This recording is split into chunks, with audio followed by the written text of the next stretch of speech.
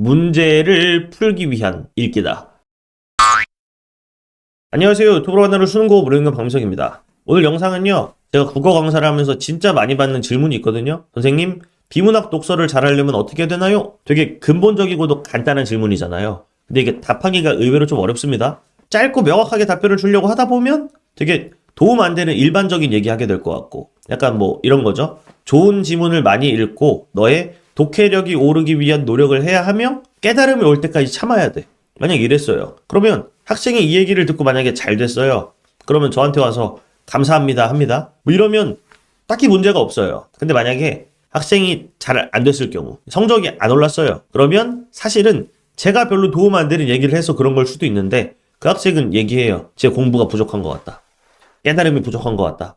아, 이런 상황 별로잖아요. 길게 아예 도움되는 답변을 하자고 하면 또 거의 수업급 분량이 돼버리고, 그래서 좀 이 상황이 어려워서 고민을 하다가 아예 이 답을 대신할 수 있는 영상이 있으면 좋겠다 싶어서 찍습니다. 찍어놓으면 제 수업을 굳이 안 듣는 친구들도 명확하게 답변을 얻어갈 수 있을 것 같고, 또 만약에 제 수업을 나중에 함께하는 친구들이 있다면 좋은 오리엔테이션 영상이 되지 않을까 해가지고 찍는데, 제목은 이래요. 비문학 독서 공부법의 모든 것. 짧게 다른 것들을 올려드린 적은 있지만 모든 것이라서 좀 깁니다. 어쩔 수 없을 것 같고요. 이 앞에 좀 소심하게 붙이면 제가 생각하는이 붙어요. 일반적인 내용과 좀 다를 수 있어서 나름의 설득 과정도 들어가야 돼서 조금 길이가 길어지는 것도 있고, 또 자세한 예시까지 보여드려야 이 영상 하나로 못했던 사람이 이렇게 하면 잘할 수 있구나 하는 방법적인 모든 것들을 알아갈 것 같아서 좀 길어요. 어쩔 수가 없습니다. 근데 약속드린다면 이 긴 영상을 끝까지 함께 했다. 여기서 말하는 거대로 좀 따라하면서, 그러면 아마 이렇게 하면 되는구나가 될 겁니다. 비문학은 보통 어떻게 해야 될지 모르겠어. 성적도 안 오르고 상태일 때가 많은데 이걸 하면 되는구나. 당장은 못해서 성적은 안 나오지만 까진 갈 수 있어요. 성적 안 나오는 건 똑같잖아. 명확성이 달라질 거예요. 그리고 앞으로의 노력 방향이 확실하게 정해지는 느낌 분명히 날 거고요. 들어가 보겠습니다. 구독, 좋아요. 첫 내용부터 좀 의아할 거예요. 좀 다른 내용이라고 했기 때문에 설득도 해야 돼서 들어가는 빌드업 과정이니까 모든 걸 함께 해주셔야 합니다. 비문학 공부가 일반적으로 이상한 이유 1, 2까지 있습니다. 비문학 공부가 일반적으로 이상한가? 네, 이상합니다. 그리고 우리가 그걸 알아야 하는가? 네, 알아야 안 이상한 공부로 나아갈 수 있어요. 제 생각이니까 근거까지 알려드려야겠죠? 갑자기 독서에 대한 내용을 써놨어요. 독서, 필자의 의도 파악하는 거 중요하겠죠? 네, 필자의 의도는 일반적으로 정보 전달, 보통 우리가 만나게 되는 글들이 설명문이 대부분이죠. 또 중심 내용이 세부 내용보다 중요하다. 그 다음 좀 의미심장한 내용을 써놨죠. 독서에 대한 이론이 많아요. 그리고 심지어 독서 교육이라고 하죠. 이 독서를 가르쳐서 못하는 사람을 잘하게 만드는 이 독서 교육도 이론적인 내용이 꽤나 많습니다. 그리고 저 같은 직업을 가진 사람들은 이론이 있으면 그 이론에 입각하여 수업을 하게 되어 있어요. 근데 그 이론에 입각한 수업이 독서에 대한 거라는 거죠. 맨 마지막 의미심장한 내용 같이 볼게요. 그 어떤 독서 이론도, 또 어떤 독서 교육 이론도 문제를 풀기 위한 읽기를 전제로 하고 있지 않습니다. 문제 해결을 위한 독서 이런 것도 본 것 같은데 실생활에서 부딪히는 여러 가지 문제 상황에 대한 얘기지 문제를 풀라는 얘기는 아니거든요. 뭐가 다른데? 일단 이론이 없어요. 없어서 다 같이 고민해서 새로운 이야기를 해야만 하는 거예요. 왜? 수능국어 독서는요, 애초에 이 차이가 제일 커요. 일반적인 독서는 문제를 풀라고 하지 않지만 수능국어 독서는요, 왼쪽에 있는 비문학 글을 읽고 오른쪽에 있는 문제를 풀어야 되는 이상한 상황에 처하게 되죠. 이 상황에 맞는 방법들이 필요하고 그 상황을 인지하고 우리가 노력을 해야 되는데, 잘 읽기 위한 노력, 이 이론에 근거한 여러 가지 노력과 훈련들을 하고 있다는 겁니다. 이상하죠? 뭐가 그렇게 다른데? 필자의 의도가 애초에 정보 전달, 잘 이해하라고 쓰는 그런 글과 다르게 애초에 헷갈려라, 틀려라, 이해 못해라, 혼동을 겪어라, 이런 식으로 글이 써 있어요. 또 하나, 이건요. 중심 내용과 세부 내용이 있는데 둘 다 중요하다고 누가 말해요? 중심 내용 위주로 읽고 세부 내용은 나중에 챙기는 거지. 근데 써 있으면 문제에 다 나올 수 있는 거 알죠? 중심 내용과 세부 내용은 모두 중요해요. 왜? 문제에 나올 수 있으니까. 그죠? 둘 다 중요하다, 이렇게 독서 이론에서는 말하고 있지 않아요. 더 중요한 문장과 그렇지 않은 문장, 더 중요한 내용과 그렇지 않은 내용이 분명히 구별된다고 말하지. 근데 수능국어 독서에서는 그렇게 하면 불리해요.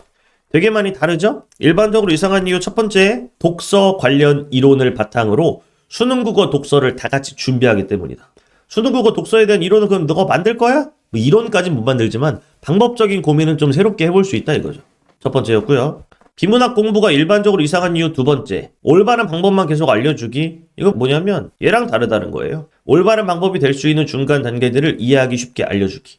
저 같은 직업을 가진 사람은 못하는 사람을 잘하게 만들어야 되니까 그냥 본질만 계속 쭉 이야기하는 것보다는 이렇게 하면 잘해질 수 있어요. 이렇게 하면 조금 더 본질에 가까운 행동을 할 수 있게 변할 수 있어요. 라고 알려줘야 되잖아요. 좀 다른 분야지만 제가 겪었던 걸로 예를 들어본다면 이 격투기. 가드가 중요해. 가드를 절대 내리지 마. 내리면 회수하고 가드를 해야 돼. 이게 정석이잖아요. 그리고 막 보여줄 수도 있죠. 관장님이 이렇게 하는 거야. 저렇게 하는 거야. 근데 막 잘 안 되고 자꾸 하다 보면 가드가 내려오는 이런 수강생들에게 계속 가드 올리라니까 하는 게 이제 위의 내용이라면 이게 본질이야. 가드를 올려. 근데 어떤 관장님은 이렇게도 말해주기도 합니다. 주먹으로 앞에 있는 벽을 민다고 생각하세요.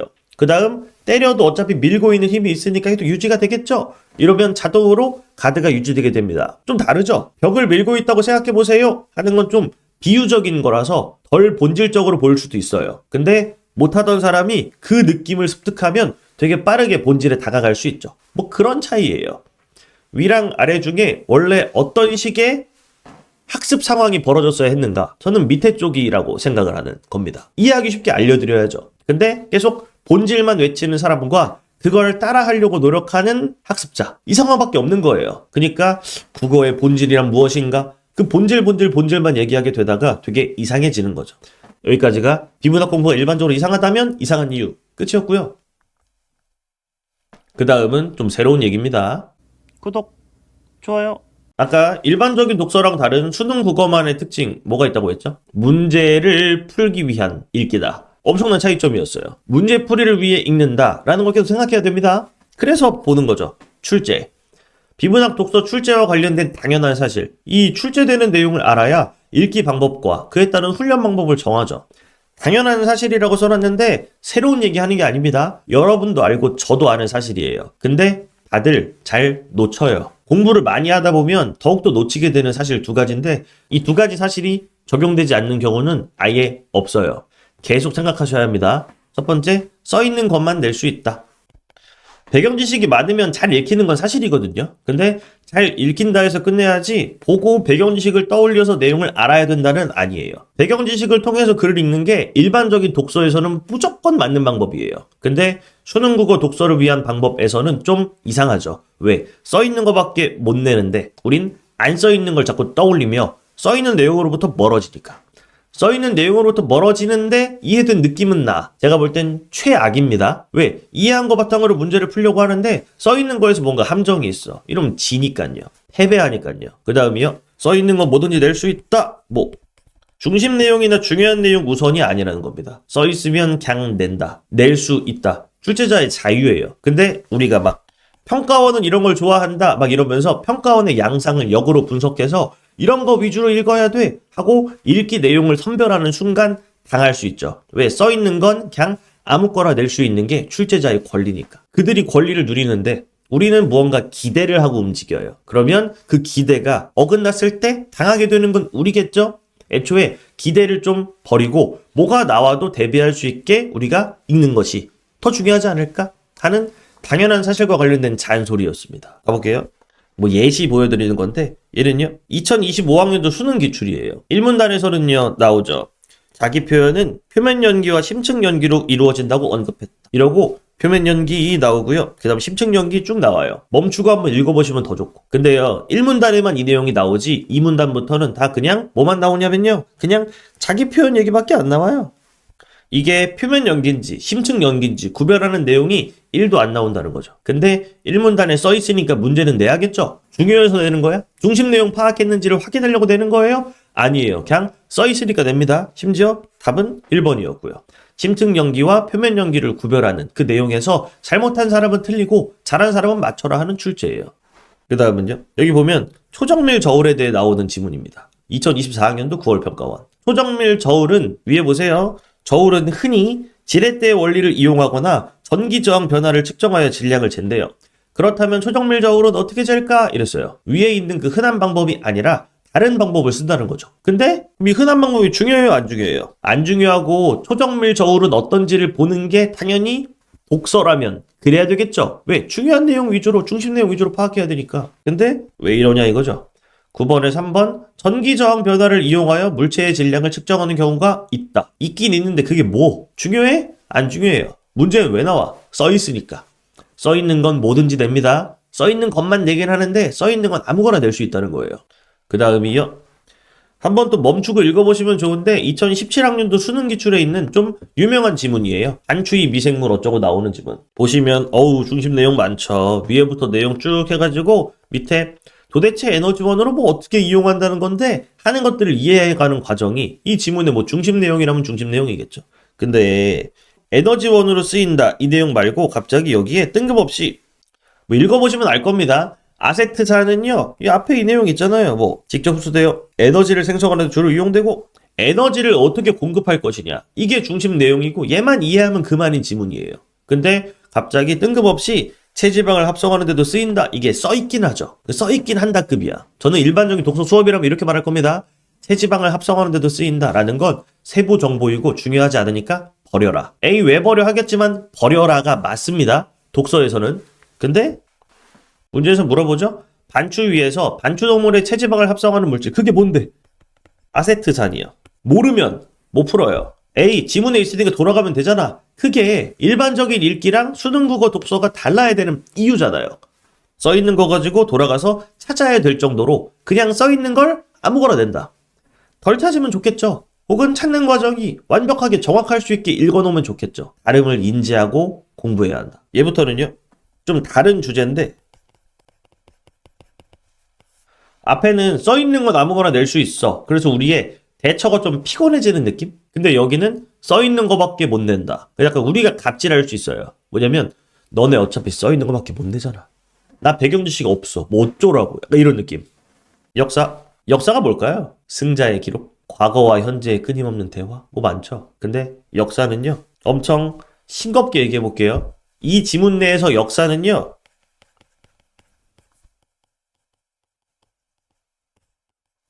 시간이 흐른 것이에요. 이게 뭔 소리야? 볼까요? 그 총체적인 양상은 시간이 흐른 뒤에야, 즉 역사가 된 이후에야 파악된다. 우리가 써있는 내용 가지고 역으로 갑질하는 거예요. 난 역사에 대한 공부를 좀 덜 했어. 준비가 부족해. 이게 아니라 너가 이렇게 말했다. 네가 이렇게 썼지? 뭐 시간이 흐른 뒤, 즉 역사가 된 이후 이랬어요. 뒤가 이후겠죠? 그러면 시간이 흐르는 게 역사가 된 거예요. 역사는 뭔데? 시간이 흐른 것이요. 이게 다야? 하나 더요? 말 바꾸기 하는 거죠. 그런데 만약 현재를 역사처럼 조망할 수 있다면 이게 뭘까요? 엄청난 역사처럼이 아니라 현재를 시간이 흐른 것처럼 조망할 수 있다면 현재는 시간이 흐른 걸 전제로 하지 않죠. 근데 현재를 시간이 흐른 것처럼 굳이 과거, 현재, 미래 중에 따지면 뭐예요? 과거요. 역사를 과거라고 바꿔 생각한다면 현재를 과거처럼 조망할 수 있다면 과거가 어려워. 이렇게 하세요. 시간이 흐른 것처럼 조망할 수 있다면 우리가 속한 사회의 총체적인 양상을 파악할 수 있을 것이다. 아, 우리가 속한 사회의 총체적인 양상을 파악하려면 뭐만 하면 되죠? 현재를 시간이 흐른 것처럼 조망하기만 하면 돼요. 한 단계 더. 여기에 역사화. 역사화는 뭐죠? 역사로 만드는 거죠. 역사로 만드는 게 뭔데? 막 역사서를 써야 돼? 아니에요. 시간이 흐른 것처럼 만들면 역사화죠.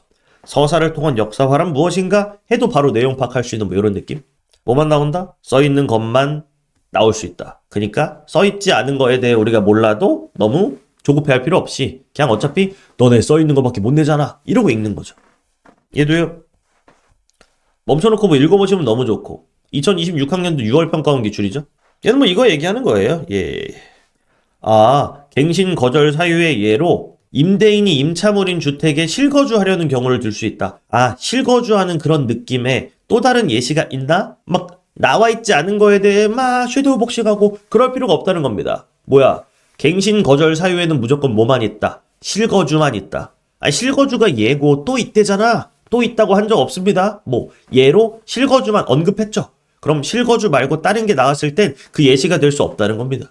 실제로 문제는 뭐가 나오냐면 여기 실거주밖에 안 나오죠. 너네 어차피 써있는 거밖에 못 내잖아. 나 써있는 거 착실하게 잘 읽어냈어. 문제 내봐. 맞춰줄 테니까. 이런 느낌이에요. 얘는요.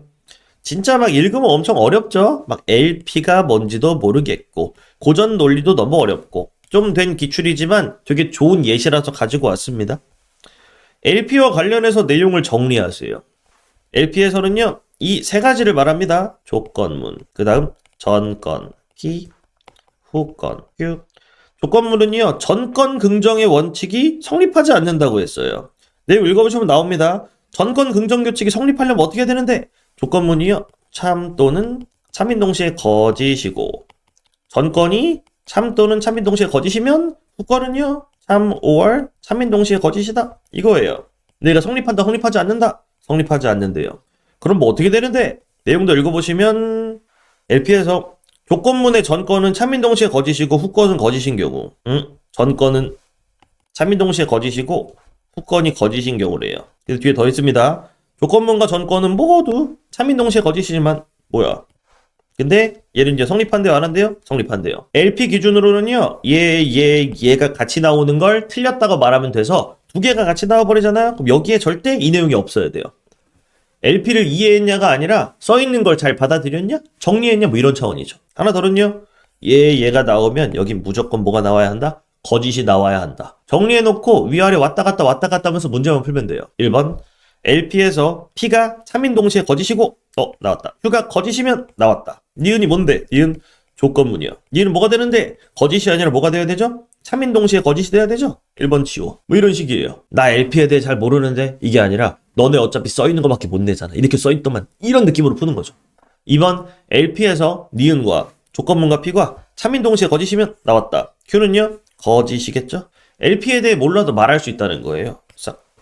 그 다음 LP에서 니은과 P가 참 또는 참인 동시에 거짓이면 Q도 반드시 참 또는 참인 동시에 거짓이다. 그러면 전건 긍정 규칙이 성립해버리잖아요. 거짓이면 안 되겠죠?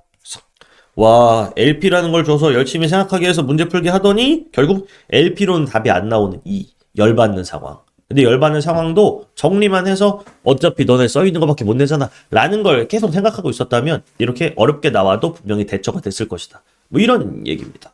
계속 말씀드리고 있는 건 독서 이론에 입각한 일반적인 읽기, 그냥 글만 잘 읽자 하는 느낌으로는 대처가 안 되는 출제가 나타나고 있지 않나? 근데 그 출제에 대한 사실을 우리가 몰랐나? 알고 있었다 이거예요. 근데 그냥 독해력이 중요해. 글을 많이 읽고 어떤 좋은 글을 읽으면 읽는 힘이 늘어나겠지 하는 이상한 믿음에 근거한 잘못된 노력들이 계속되어 왔던 것이 아닌가. 근데 우리가 알고 있는 당연한 사실이 있고 그러네 싶다면 조금 다른 쪽으로 노력을 해볼 수도 있지 않을까 하는 참견을 계속하고 있는 겁니다.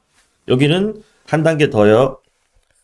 그래서 뭐가 나오는데? 당연한 사실 말고 뭐가 나온다까지 하면요. 하나 더 생각해보세요. 출제자는 문제를 왜 낼까요? 아이들이 그동안 열심히 중요한 내용을 공부했는지 한번 측정해 봐야겠어. 이러고 낼까요? 출제자는요. 틀려라 하고 내는 거예요. 정확히 말하면 공부 열심히 안 했고 대충 풀었으면 틀려라. 조금 다르게 보면요. 열심히 했고 제대로 읽었고 조금 더 노력했다면 맞춰라 내는 거예요. 그냥 읽었을 때 모든 사람들이 그냥은 읽어요. 시험에 응시했다면 당연히 읽고 풀려고 하겠죠? 근데 너 한 번 더 주의 안에서 빠뜨렸지? 문제 나와요. 읽었는데 몰라서 틀린다고요. 하나 더요.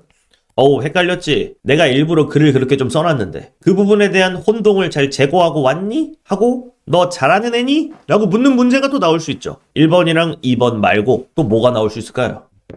의외로 없어요. 되게 간단한 구조이기 때문에 글을 주고 문제를 준다. 그러니까 글을 읽고 빠뜨렸지? 헷갈렸지? 밖에 낼 게 없는 거예요. 또 다른 거 내봐. 낼 거 생각해봐. 없어요. 평가원은 일반적으로 이런 걸 중시한다. 하는 걸 끼어 들어갈 틈이 없죠. 왜? 중시하든 말든 간에 어차피 1번, 2번일 거 아닙니까? 왜? 중시하는데 그냥 읽어도 알만한 걸 문제로 낼까요? 변별이 안 될 텐데? 또 중시하는 내용이라고 해서 혼동할 여지가 전혀 없는데 문제에 갑자기 나올까요? 그런 일은 없다는 거예요. 그러니까 평가원이 뭘 좋아하는 것 같아 하고 그 뒷공무니를 쫓아가기보다는 당연한 사실과 관련된 걸 먼저 대비하고 나중에 그런 것들은 좀 보너스로 이런 느낌에 좀 더 집중하는 게 좋겠는데 문제를 풀다 보니까 이런 게 좀 더 많이 나오는 것 같아 하는 건 나중에 하는 게 기본적으로 맞겠죠. 그럼 이 출제 내용을 기반으로 할 때 우리는 어떻게 대처해야 되는가? 읽고 안 빠뜨리려고 하면 되죠. 좀 더 좋은 건 읽고 빠뜨려요. 그 다음 주워 담아요. 이게 뭔 헛소리야 할 텐데 빠뜨리고 주워 담으면 주워 담은 내용에 대한 인지가 있죠. 기억이 잘 나잖아요. 왜? 내가 주워 담을 때 일부러 무언가를 했을 테니까. 그게 문제에 나오면 하면서 바로 풀어요. 그 밑에는요. 읽을 때 애초에 혼동을 안 하면 돼요. 근데 만약에 혼동이 된다. 그러면 혼동된 다음에 그 혼동된 내용을 내가 읽으면서 해결하면 돼요. 그럼 또 해결을 또 일부러 한 거죠. 그러니까 그 기억이 또 세게 남아서 문제 풀 때 바로 보자마자 이건데 하고 바로 풀어요. 두 가지 말고 안 나옵니다. 이거에 대해서 어떻게 대처할 것인가 생각하면서 읽으세요. 혹은 생각하면서 비문학에 대한 대비를 해주세요. 뒤에 내용까지 다 보시면 그 대비 방법까지 같이 얘기를 할 거거든요. 근데 만약에 영상을 보다 끌 수도 있잖아요. 여러분들이 고민하시더라도 요 두 가지밖에 안 나오는 건 기본이니까 그걸 바탕으로 나의 대비책 고민해 봐야 한다 이거죠. 가볼까요? 2026학년도 9월 평가원 기출. 얘는 빠뜨릴 만한 것의 대표 예시입니다. 뭐냐면 가나지문이었어요. 그리고 요 8번 문제는 가와 나를 종합적으로 묶고 있는 그 뒤에 어휘 문제가 있긴 했는데 이게 거의 마지막 문제급인 거죠. 여기까지 읽으면 가 내용도 있고 가 내용도 막 중심 내용 위주로 막 머릿속에 기억이 남겠죠. 또 나 내용도 있고 그 다음 문제를 푼 기억도 있고 이러니까 기억이 희미해져요. 뭐에 대한? 가의 일문단에 대한. 기억이 희미해질 수밖에 없거든요. 근데 8번 문제의 5번 선지 바로 얘는 뭐에 대한 거였냐면 가의 일문단에 대한 내용이었어요. 일문단 내용이 중요했나? 뭐 중요하다면 다 중요한 거고 막 엄청 핵심적인 내용이었나? 뭐 그렇진 않아요. 왜? 뒤에 나오는 이념 어쩌고 하는 내용이 더 중요했지 취향은 그냥 깔려있는 내용일 뿐이었거든요. 근데 왜 냈는가? 너네 끝까지 다 풀다 보니까 가의 일문단 까먹었지. 까먹었으면 5번에서 헷갈려라. 어려워라. 이러는 거예요. 첫 번째 예시 뭐라고요? 그냥 읽었을 때 빠뜨릴 만한 것이요. 하나 더. 2025학년도 9월 평가원 기출이네요. 뭐의 예시일까요? 혼동할 만한 것. 물론 뭐 많죠. 근데 여기서는 대표적으로 되게 간단한 예시가 있길래 가지고 온 겁니다. 합의 알고리즘의 예로 작업 증명이 있다. 4번 선택지는요? 합의 알고리즘은 작업 증명의 말도 어렵네. 합의 알고리즘은 작업 증명의 한 예이다. 그게 그거 아니야? 여기서 내용 처리를 잘하는 사람은 보자마자 아예 반대말로 보여요. 근데 대충 보고 혼동을 한 채 그 혼동을 해결하지 않은 사람은요? 4번 보고 봤던 거야 이러죠. 혹은 막 눈을 굴리면서 막 보는 사람은 이거 여기 있네 이러고 지나갈 수도 있고요. 그럼 뭐 당하는 걸까요? 편별 당하는 거죠. 답은 실제로 4번이었으니까. 이게 왜 4번이지? 약간 혼동이 있는 친구들은 멈춰놓고 해결하셔야 돼요. 합의 알고리즘의 예로 작업 증명이 있다. 이렇다는 거죠. 더 있겠지만 몰라도 되고. 근데 적어도 작업 증명이 있고 여기에 합의 알고리즘이 들어가는 건 안 되잖아요. 답은 그래서 4번이다. 뭐 나중에 말하겠지만 뭐 포함 관계 이런 것들을 뒤집는 출제가 많이 나타나게 되는데 이것도 결국은 뭐다? 여기 나와 있는 그냥 읽었을 때 혼동할 만한 것을 물어보는 이런 출제 방식이 되겠죠. 저한테 올해 비문학 뭐 나올까요? 물어봐요. 그러면 제재를 고르기보단 이런 느낌일 거야 라고 말하죠. 너무 막연한 거 아니야? 막연하지만 뭐 사실이니까. 근데 이걸 알고 그 다음에 뭐가 나올까 뭐 제재 같은 걸 봐도 나중에 봐야지 얘를 생각하지 않은 채 그냥 내용만 보고 막 글을 잘 읽는 거에만 막 치중해서 진행한다면 조금 불리해지겠죠? 무조건 틀린 방법이야 이게 아니라 좀 불리해지겠죠?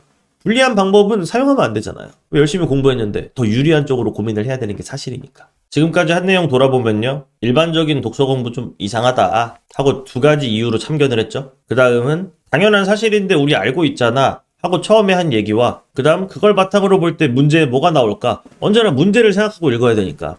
문제에는 두 가지 내용이 나온다까지 봤어요. 그럼 뭐 어떻게 연습하라는 건데?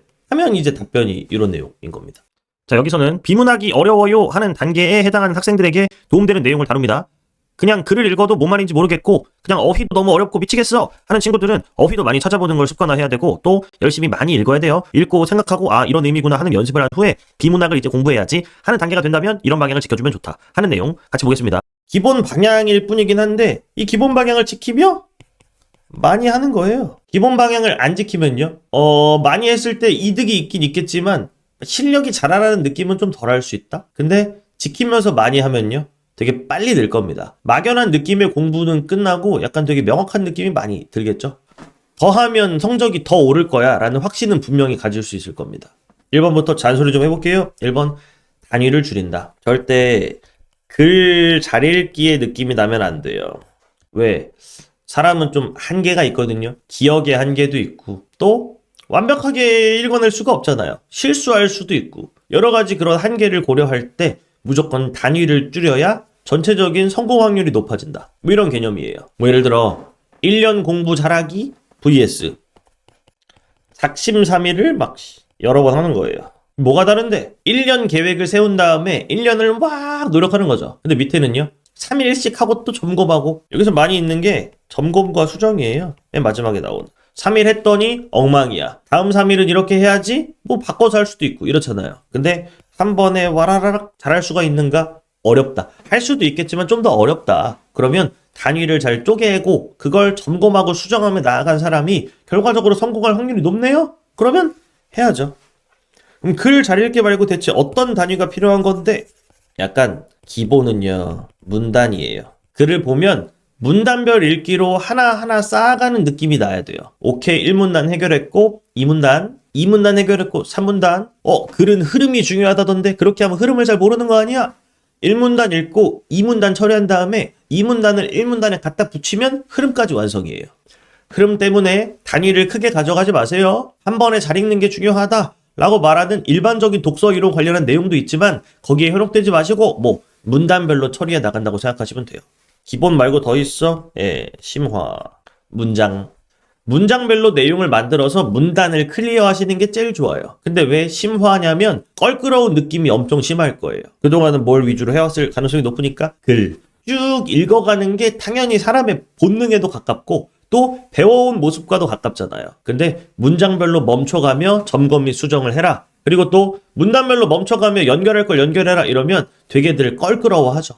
근데 뭐 저는 당연히 이렇게 하고 있긴 하고 여러분도 이 방향을 지향해 주시는 게 좋겠다 라고 참견을 드려봅니다. 근데 기본적으로 문단으로만 바꿔도 꽤나 이렇게 하는 건데 내가 뭔가 잘못하고 있었구나 하는 느낌은 많이 들 거예요. 단위를 줄이고 해야 됩니다. 점검 및 수정을. 그 다음 그 단위 안에서 1트 얘는요 트라이를 얘기하는 거예요. 첫 번째 트라이랑 두 번째 트라이의 개념을 장착해야 한다. 이거 뭐냐면 뒤에 자세한 설명은 또 다음 슬라이드에 있는데요. 약간 뭐 예를 들어 이런 거죠. 여기서 저기까지 세숫대야에 물을 찰랑찰랑 받아서 저기까지 가라. 절대 바닥에 물이 떨어지면 안 된다. 일반적으로 어떻게 할까요? 물이 떨어지지 않게 엄청 조심해서 가겠죠? 근데 이렇게 해볼 수도 있는 거잖아요. 물론 규칙을 어기는 건지 모르겠지만 일단 가요. 빨리. 그럼 바닥에 물이 좀 떨어지겠죠? 그럼 두 번째 돌아와서 물을 닦아요. 물론 물은 좀 줄어 있을 거야. 근데 바닥에 물기는 없겠죠? 뭐 이런 느낌? 한 번에 정확하게 하려고 하면 느려요. 그리고 잘 안 됩니다. 끝끝내. 근데 첫 번째 트라이를 할 땐 두 번째 트라이가 어차피 있어 라고 생각하며 크게 되는 것만 하는 거죠. 그런 다음 그 작은 단위 안에서 돌아와서 안 한 걸 다시 하는 겁니다. 빠르게. 퍼센티지로 따진다면 70% 정도 읽고요. 되는 만큼. 그 다음 30%를 챙기는 거죠. 첫 번째 트라이만으로 100%를 도전하는 게 아니라 이것도 배웠고 저것도 배웠어. 난 엄청 조심하면서 이 단위를 읽어나가야만 해. 가 아니라 대충 이런 내용이구나. 이걸 빠뜨릴 뻔했네. 챙기고. 갔다가 와서 챙기고. 갔다가 와서 챙기고. 와, 익숙하지 않아서 정말 어렵겠다. 근데 이득이면 해야죠. 익숙한 것만 해서 결과적으로 좋은 결과가 있을 거라면 해도 됩니다. 근데 약간 익숙한 것만 하는 것만으로는 좀 부족해. 뭐 좀 팩트로 얘기한다면 실력만큼의 점수를 받았더니 좀 만족스럽지가 않아. 그럼 뭐 어떡할래요? 실력보다 더 높은 점수를 받기 위한 노력이 필요하겠죠? 그럼 뭐 이런 느낌이에요. 점검 및 수정 습관화랑 1트, 2트 결국 같은 내용인데 뭐 돌아가기에 주저함이 없어야 돼요. 왜? 실력이 부족한데 점수는 더 받고 싶어. 그러면요. 왼쪽에서 오른쪽으로만 어떻게 읽고 위에서 아래로만 어떻게 읽겠어요? 돌아가서 못한 걸 챙겨야 한 번에 많이 한 사람 남들과 좀 비슷한 느낌이 나죠. 단 빨리 돌아가면 되고요. 주저함 없이 빨리 챙기면 돼요. 뭐 어차피 한 번에 잘한 사람이랑 결과가 비슷해요. 다시요. 첫 번째 단위를 줄인다. 글 말고 최소 문단이거나 아니면 문장까지 갈 수 있으면 좋겠다. 그 다음 그 줄인 단위에 대해 1트, 2트. 자세하게 말하면 이래요. 여기에 의미심장하게 나오는 건 요 필수 행동이란 말이 있긴 하죠. 필수 행동이 뭐가 있는데 알려드리려고요. 이후에. 그 다음 그 단위에 대해서 점검과 수정을 하며 다 했나?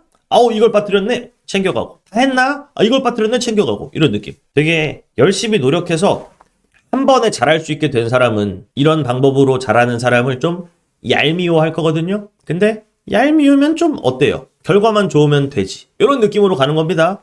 단위를 줄여서 약간 이기는 싸움을 하려고 열심히 노력하는 게 아니라 지지 않는 느낌으로 가는 거예요. 좀 지저분하지만 결과물은 되게 좋은 느낌 있죠. 그걸로 가야 실력이 늘어나는 속도는 좀 느려요. 근데 점수를 좀 빠르게 올리고 그 다음 실력은 되는 만큼 키우는 거예요. 그러면 결과는 되게 좋겠죠. 뭐 그런 느낌입니다. 비문학 독서는요. 본질적인 독해력을 키워가지고 무언가를 해보겠다. 정정당당한 느낌은 나지만 솔직히 네, 출제되는 양상과는 조금 괴리감이 있습니다. 문제를 잘 풀기 위한 읽기를 해야 되기 때문에 그냥 읽기만 노력해서 되는 게 한계가 있고 또 그럴 필요도 없다 이거죠. 단위를 줄이세요. 글 한 편의 느낌으로 흐름 파악하며 읽는 거 도움 안 될 거니까. 그 다음 1트만으로 끝내려고 하지 마시고 꼭 두 번째 트라이까지 해서 1트, 2트로 결국 마지막에 승리자가 되세요. 그 다음 그 단위에 대해서 제발 그냥 가지 말고 점검과 수정을 습관화해 주세요. 점검만 하면 좀 웃겨집니다. 근데 수정까지 같이 하면 결과물이 좋아져요. 점검과 수정을 습관화한다. 1트, 2트? 뭐 어떤 느낌일까? 한번 가볼까요? 시간이 괜찮다면 멈춰놓고 한번 읽어주실래요? 2026학년도 9월 평가원. 따끈따끈한 뭐 기출이네요. 시작! 읽고 뭐 내용 다 파악하려고 처리하는 겁니다. 왜? 써있는 건 다 나오니까. 뭐에 의심만 보여드리고 싶냐면 2트? 첫 번째 트라이는 놓칠 수도 있지만 두 번째 트라이로 돌아가서 오히려 처리하는 느낌. 이 2트의 중요한 점은요. 이걸 바라볼 수 있어야 돼요. 그냥 같은 내용을 또 보면 웃겨집니다. 시간만 2배로 투자되지 아무것도 안 돼요. 근데 1트에서 안 한 걸 2트에서 챙겨가겠다. 이 마인드로 가면 볼 게 뻔히 보이죠. 지금 딱 한 문단만 가둬놨죠. 예, 이 가둬놓은 거에서 이런 건 다 읽었는데 이걸 내가 아까 놓쳤구만 하는 걸 2트에서 챙겨가는 거예요. 뭐 하기 전에 이 문단 넘어가기 전에. 저는 갑자기 저음이 뭔 소리야? 위에는 감도 얘기만 나오지 고음 저음이 안 나와요. 근데 배경 지식으로 알고 있는 친구도 있겠지만 써 있는 걸 기준으로 하면 이게 거의 유일한 단서였습니다. 뭐 100Hz 이하의 저음. 헤르츠라는 것도 못 읽어낼 수도 있죠. 근데 주파수. 주파수가 낮으면 저음이구나. 높으면 고음이겠네. 까지요. 이걸 모르면 못 읽는 지문인가? 네, 여기서 단서를 가지고 그 다음 문단에 가면 갑자기 고음일수록 저음일수록 하는 비례반비례가 나와요. 이 문단 내에서 두 번째 트라이를 통해 뭐 주파수에 따라 고음과 저음이 어떻게 펼쳐지는지 챙겨갈 수 있었다면 좀 더 유리한 고지를 점할 수 있었겠죠. 1트에서 안 한 거였다면 2트에서라도 챙겼어야 됐다. 2트에서도 못 챙기면요? 그만큼 불리해지는 거죠. 근데 한 번에 이걸 다 챙기려고 하는 것보단 못 챙기고 나중에 챙기는 게 더 유리한 고지를 점하기 쉬울 것이다. 뭐 이런 개념이에요. 얘도 읽어보세요. 여러분들이 놓쳤을 만한 걸 제가 2트의 개념으로 한번 보여드릴게요. 그러면 여러분도 이 하나의 단위 내에서 한 번 더 읽어서라도 챙겨야 되는 무언가가 남아있다면 그것까지 챙겨야 되는구나 하는 걸 이제 느끼게 되겠죠. 읽어봤나요? 제가 볼 때에는 두 가지 경우가 나와요. 주택이나 상가 임대차에서도 법이 아니라 계약으로 재산관계가 정해지는 경우가 있다. 앞에 내용까지 읽으면 이 계약으로 정해진다는 건 약자를 딱히 보호하지 않는다는 뜻이에요. 이거 어떻게 하는데? 배경 지식이 아니라 앞에 있는 글의 내용이었다는 거죠. 잘라놔서 그래요. 임차인이 임차물을 사용할 권리가 소멸했거나 임차인의 경제력이 충분하면 임차인을 보호할 필요가 없기 때문이다. 임차인이 뭐가 될까요? 약자가 되겠죠? 예컨대 예를 들었어요. 임대차 종료 후 임차물을 반환할 때 임차인이 이를 원상회복할 의무를 지는지를 결정할 때는 계약이 법률보다 우선시 된다. 뭐가 있죠? 계약이 법률보다 우선 적용. 뭐야? 위에 내용과 똑같네요? 근데 위에 두 가지 경우를 줬잖아요. 첫 번째 트라이 할 때는 그걸 놓치고 그냥 쭈르륵 읽으면서 이해만 해도 됐어요. 근데 놓쳤다면 챙기러 가세요. 얘는 뭐에 대응되는 걸까? 소멸을 꺼나라고 했으니까 얘가 1번이죠. 이 가는요? 1번이에요. 그럼 2번도 있나요? 1번 다음에 2번이 있겠죠. 임차인의 경제력이 충분하면 이런 내용이 있었나? 얘는 아마 1트에선 못 알아냈을 것 같고 2트에서 챙길 것 같습니다. 뒤에 또한 보증금이 또한으로 연결됐다. 보증금이 상가 건물 임대차 보호법에 정해진 상한액을 초과하면 최단 존속 기간이 적용되지 않으므로 계약했다면 계약 자유롭게 임대차를 종료시킬 수 있다. 뭐가 우선시하는 경우 없이 법률이 우선시되는 경우 없이 그냥 계약으로 종료시킬 수 있다 이랬죠. 이게 2번에 해당하나? 상한액을 초과? 2번이야. 보증금이 상한액을 초과했는데 계약이 이루어졌다는 거니까 임차인의 경제력이 충분하다고 볼 수 있겠죠. 거꾸로 넣으면서 그렇다고 볼 수 있나를 하는 거예요. 의외로 요 문단은 1212가 되게 잘 대응되게 짜여진 되게 구조적인 글이었구나 라는 걸 첫 번째 몰라도 두 번째 알겠다는 마인드로 접근하는 거죠. 첫 번째 이 내용까지 다 알아야 했는가? 그런 능력을 키우려고 열심히 노력하지 마세요. 첫 번째는 이 문단 내에 기본적인 내용을 읽으려고 한 다음에 뭔가 연결이나 뭔가 빠뜨린 거 없나? 좀 뭔가 어려웠는데 그냥 지나간 거 없나? 보면서 다시 하는 거예요. 선생님 저는 이렇게 1, 2, 1, 2 연결할 생각을 아예 못했는데 이트로도 안 되는 거 아닌가요? 그래서 아까 나오는 개념이 이거죠. 1트 가능한 필수 행동을 먼저 해라.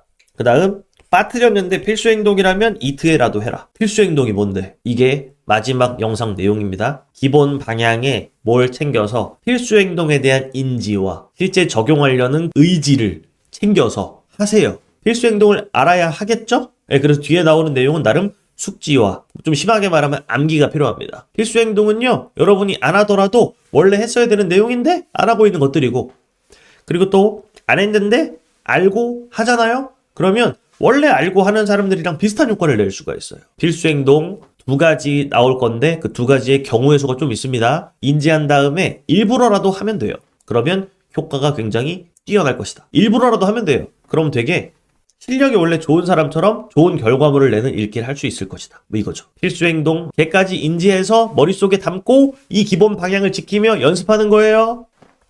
번호 붙이고 앞정보와 연결하고 막 하는 게 뒤에서 다룰 필수 행동에 어떻게 보면 스포일러였던 셈이죠. 난 이트에도 못할 것 같아.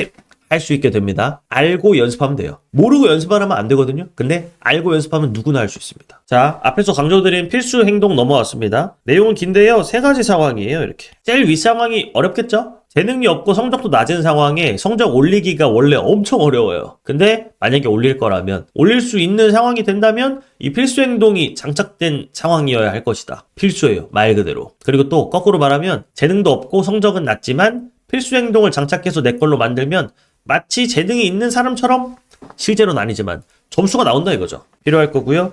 그 밑에는 약간 체계를 확보해 준다. 안정감을 준다. 점수에 오르락 내리락을 줄여드리는 약간 내가 잘해요. 국어 과목은 좀 특이하게 약간 재수 없지만 내가 왜 잘하지?를 알아야 유지가 되거든요. 약간 잘 해오다가도 막 9월 뭐 이럴 때 넘어가면 갑자기 막 점수가 흔들려요. 안 틀리던 문제를 틀려요. 어떻게 해야 안정적으로 점수를 확보할 수 있는지 모르겠어요. 하는 친구들이 많이 생겨요. 그런 친구들에게 왜 잘하는지를 알게 하는 어떤 무언가? 어차피 하던 건데 그걸 필수 행동이라는 이름으로 다시 인지하는 거예요. 그럼 이제 체계성이 좀 생기겠죠. 그런 느낌에서 굉장히 중요하다. 필수 행동이 많으면 말도 안 하거든요. 딱 2개예요. 딱 2개. 이 2가지만 하면 됩니다. 저도 이 2가지를 넘어서는 행동을 하지 않아요. 거꾸로 이 2가지를 아예 안 하면 좀 어려움을 많이 느낍니다. 그리고 또 이 2가지를 의식적으로 할 때 추가적인 행동의 필요성을 느끼지 않는 거죠. 안 하던 사람은 당연히 해야 되고요. 또 하던 사람은 알고 해야 돼요. 그래야 점수의 어떤 등락폭이 좀 없어지는 안정감 있는 점수 확보의 느낌 분명히 날 거니까요. 또 잘하던 사람도 갑자기 어느 날 글을 잘 안 읽히고 집중이 안 되는 순간이 올 수 있잖아요. 그럴 때 어차피 이 행동을 인지한 채 일부러 하면 집중해서 하는 모습과 결국 같은 걸 만들어낼 수 있어요. 같은 결과에 도달할 수 있다 이거죠. 인지하고 일부러 하는 겁니다. 첫 번째, 앞정보와 연결하기는요. 뭐 이런 느낌이에요. 붙여가며 읽기, 유기적 독해, 흐름 독해 라고 하는 그냥 다양한 이름들로 부르는 걸 그냥 실제 행동의 내용을 넣어서 앞정보와 연결하기라고 말씀드린 거죠. 얘는요. 첫 번째 행동, 앞정보와 연결하기의 설명인데 대충 읽어보시면 돼요. 기본적인 취지는 이렇습니다. 글이 있고요.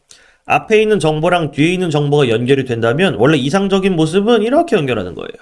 앞에서 뒤로 읽으면 아까 그 내용과 연결되는군. 이게 되게 잘 되는 상황인데 이게 되려면 뭐가 필요하냐면 한마디로는 재능이 필요해요. 재능이 뭔데? 약간 이 내용을 읽으며 나름의 내용을 예측할 수 있어야 하고요.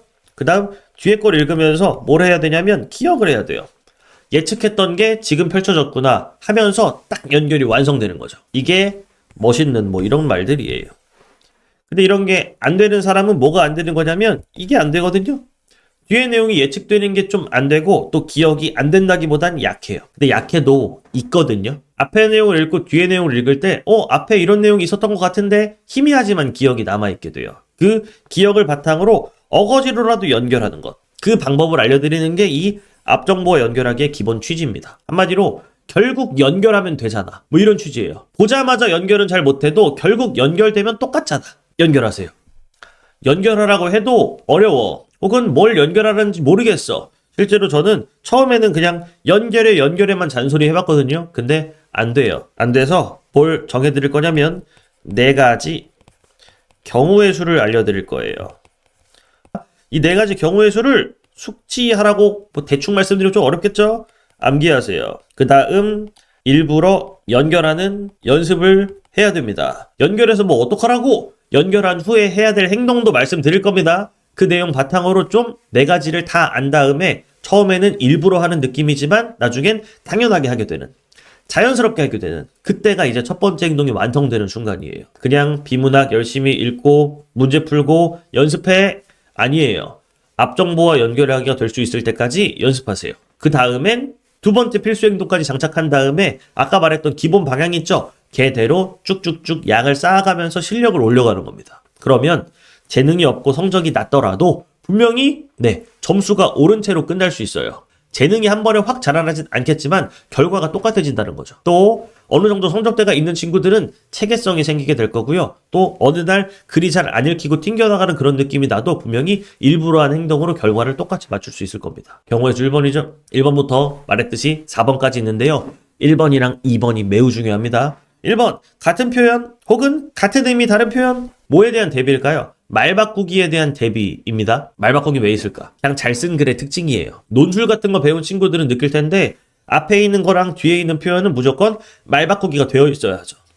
우리가 푸는 비문학 지문은 꽤나 잘 쓴 글이긴 해요. 좀 얄미운 글이라서 그렇지. 그래서 말 바꾸기는 기본적으로 되어 있습니다. 그리고 이걸 바탕으로 출제를 하죠. 왜? 눈알 굴리기로 풀릴 수 있는 문제는 최대한 안 내려고 할 테니까 최대한 지문 안에서의 말 바꾸기를 활용해서 선택지를 만들 거예요. 그거에 대한 완벽한 대처를 하려면 당연히 연결하며 말을 우리가 일부러 바꿔가며 읽어야겠죠. 이런 느낌입니다.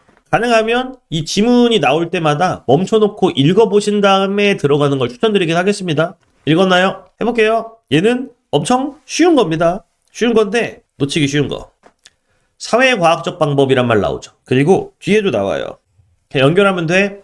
연결은 해야죠. 뭐 얘는 앞에 나왔던 얘다. 기억은 어렴풋하게 있을 수 있으니까. 근데 공부에서 조금 더 해야 되는 건 이거예요. 같은 표현은 연결하면 그만인데 같은 의미 다른 표현은 말 바꾸기를 미리 해놔야 하거든요. 그런 게 있었나? 네. 어디 썼냐면 여기요. 사회과학적 방법이 뭔데? 말 바꾸기 해야 돼요. 설문, 회의, 집단, 인터뷰. 그 다음 밑에도요. 읽어보시면요. 주관성이 개입될 수 있어가지고 뭔가 문제가 있다. 근데 이 사람은 말했대요. 사회과학적 방법을 활용하면 주관성이 개입될 수 있는 한계를 보완하고 공중의 숙고를 촉진한다는 것이다. 라고. 그냥 사회과학적 방법을 활용하면 돼. 라는 게 아니라 얘로 연결해야겠죠. 설문, 회의, 집단 인터뷰를 사용하면 된다. 문제에도 이게 나올까요? 네. 설문, 회의, 집단 인터뷰의 방법을 사용한 그런 파트에서 갑자기 선택지에서 뭐라고 하냐면 사회과학적 방법을 사용했다. 이래요. 또 위에 방법론적 객관주의에 중점을 뒀다 라는 관련된 선지가 분명히 나오게 될 겁니다. 그럼 우린 사회과학적 방법은 대충 이런 거네 하고 이해하고 끝나는 게 아니라 말 바꾸기 된 데이터를 바탕으로 명확하게 문제를 풀 수 있는 거죠. 얘도 읽어보시면 좋긴 하죠? 근데 얘는 별게 없어요. 엄청 싱거운 내용이에요. 최근 기출이라 넣어놨습니다. 읽었어요? 이거 한 거예요. 이 때문에. 이는 뭐죠? 이거요. 저장 및 운송 시 액화된 상태를 유지하려면 문제. 뭐 때문에? 문제 때문에. 문제가 뭔데? 이런 내용. 조금 더 글 이해의 어떤 수준을 좀 더 높여주죠. 이 때문에 하고 지나가는 게 아니라 뭐 때문인데 연결해서 말 바꾸는 거예요. 더 갑니다. 읽어주시면 좋을 듯? 얘도 꽤나 최근 기출이죠. 보시면요. 이거예요. 뒤에도 나오나요? 네. 위에서 아래로 연결하는 게 아니라 여기서 거꾸로 가는 거죠. 이렇게. 실제 화살표는 긋지 마세요. 지문 내용을 엄청 가리기 때문에 별로예요. 연결하는데 그냥 끝나나? 아니에요. 얘의 말 바꾸기를 한번 할 수 있으면 좋습니다. 이번엔 미리 해봐드리지 않을게요. 여러분이 말 바꾸기 한번 해보세요. 됐나요? 가격 결정의 자유. 어떻게 말 바꿨는데? 내용 있죠? 가격 결정의 자유, 즉 영업의 자유를 제한. 그 밑에요. 표현의 자유와 가격 결정의 자유로 보호받는다. 이렇게. 즉 영업의 자유 이랬기 때문에 이 지문 안에선 영업의 자유는 무조건 가격 결정의 자유예요. 이 밑에는요. 내용이 좀 의아하긴 하지만 표현의 자유와 가격 결정의 자유로 보호받는다 라는 말 그 자체가 맞겠죠? 끝. 연결해서 끝내는 겁니다. 읽거나 봐주세요. 시작. 했나요? 저는 이거요. 끊어진 모든 블록을 다시 연결하는 것은 승인 과정을 필요로 하기 때문에 연결을 복구하는 것은 어렵대요. 이것도 별건 아닌데 약간의 이해도를 높여주거든요. 뭐 승인 과정 하면 되는 거 아니야? 뭐 이렇게 어렵다고 해? 승인 과정이 앞에 있어요. 여기다. 연결하는 거죠. 승인 과정 앞에 뭐라고 써있죠? 모든 노드들이 참여하는 승인 과정. 아, 모든 노드들이 참여해야 되는구나. 노드가 뭔데요? 앞에 또 연결, 노드들은요, 위에 여기 있다. 블록체인을 저장하는 컴퓨터를 노드라고 한대요. 승인 과정은요, 모든 컴퓨터들이 다 참여를 해야 된대요. 뒤에 내용 이제 읽어볼게요. 승인 과정을 필요로 하기 때문에 연결을 복구하는 것은 어렵다. 말 바꿀까요? 승인 과정. 모든 컴퓨터가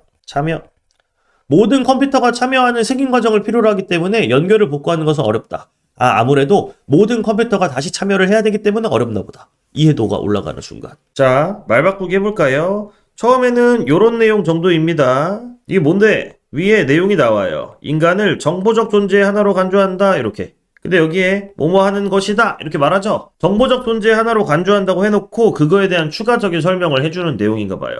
그러면 이 형광펜으로 밑줄 친 부분을 뭐라고 말하면 될까? 정보적 존재라는 건 이런 뜻을 갖는구나. 밑으로 가주시면요. 이렇듯 속성과 행위가 정보로 환원되는 정보적 존재 이랬죠? 이게 이 뜻 그 자체이기 때문에 바꿀 건 없어요. 근데 플로리디는 인포그라고 부른다 이랬으니까 인포그에다가 쓰면 될 것 같아요. 정보적 존재.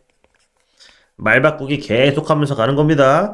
그 다음은 약간 추가적인 팁인데요. 좀 다른 내용입니다. 이거 뭐냐면 지문 내용이 이해가 잘 안 돼요. 근데 막 그거를 이해하기 위해 실생활에 이런 느낌인가? 이건 이러한 느낌과 통하는군. 내가 아는 거랑 이런 관련이 있는 것 같아. 추가 예시를 든다고 표현을 해보겠습니다. 그걸. 이 추가 예시를 들었을 때는요. 두 가지 일이 벌어져요. 첫 번째는 이해가 된 느낌이 커진다. 근데 의외로 지문과의 거리가 좀 멀어져요. 앞에 출제와 관련된 당연한 사실 말씀드렸습니다. 뭐였죠? 써있는 것만 나온다. 그리고 써있는 건 뭐든지 낼 수 있지만 써있는 것만 나온다고 했잖아요. 근데 추가 예시를 들어서 약간 이해된 느낌이 나버리고 지문과의 거리가 멀어져 버리면 이득이에요, 손해예요? 손해예요. 추가적인 예시를 들지 마라. 여기 하나 더요. 나와 있는 예시는요. 영원히 활용하는 거예요. 나와 있는 예시가 뭔데? 써있는 거기 때문에 어차피 문제에 나올 수 있죠. 근데 예시를 통해서 내용 파악을 하면 이해가 된 느낌이 커지고 실제 그게 지문과의 거리를 벌리는 일이 아니게 될 거잖아요. 왜 이미 써있는 예시니까. 영원히 써먹어주면 좋다. 어딨나요? 밑에요. 나, 친구, 빵이 나옵니다. 나왔죠? 나는 대상이자 그 다음 주체이다 이랬어요. 그럼 여기서 더 해야 됩니다. 나와 있는 예시를 더 쓰다는 건 위에 상호 연결되었다는 것을 해가지고 나오는 게 모든 건 다 인포그인데 인포그는 이렇대요. 그러면 해야죠. 빵, 친구. 빵은 대상인가? 빵은 주체인가? 이렇게요. 친구는요? 친구는 대상인가? 친구는 주체인가? 하면서 읽으면 좀 더 좋습니다. 빵은 대상인가요? 네. 왜? 친구가 샀으니까. 그 다음 빵은 주체인가요? 여기 내용 보면요. 빵이 지닌 속성이라는 정보에 의해 촉발됐다라고 말해요. 주체는요. 나로 하여금 빵이 맛있다고 말하게 함. 주체 맞네요. 그죠? 친구는 대상인가요? 네. 왜? 나에 의해 빵삼. 주체인가요? 네. 빵을 삼. 나와 있는 건 나에 대한 이야기뿐이었지만 빵과 친구에 대해서 그냥 물고 늘어지고 가는 이런 읽기. 나와 있는 예시를 계속 사용하는 그런 읽기라는 측면에서 분명히 중요할 것이다. 이런 참견 드리고요. 여긴 앞에서 말씀드린 그 팁, 나와 있는 예시를 끝까지 써라. 플러스 앞정보와 연결하기를 하면 이득이 엄청 커지는 순간입니다. 뭐냐면요.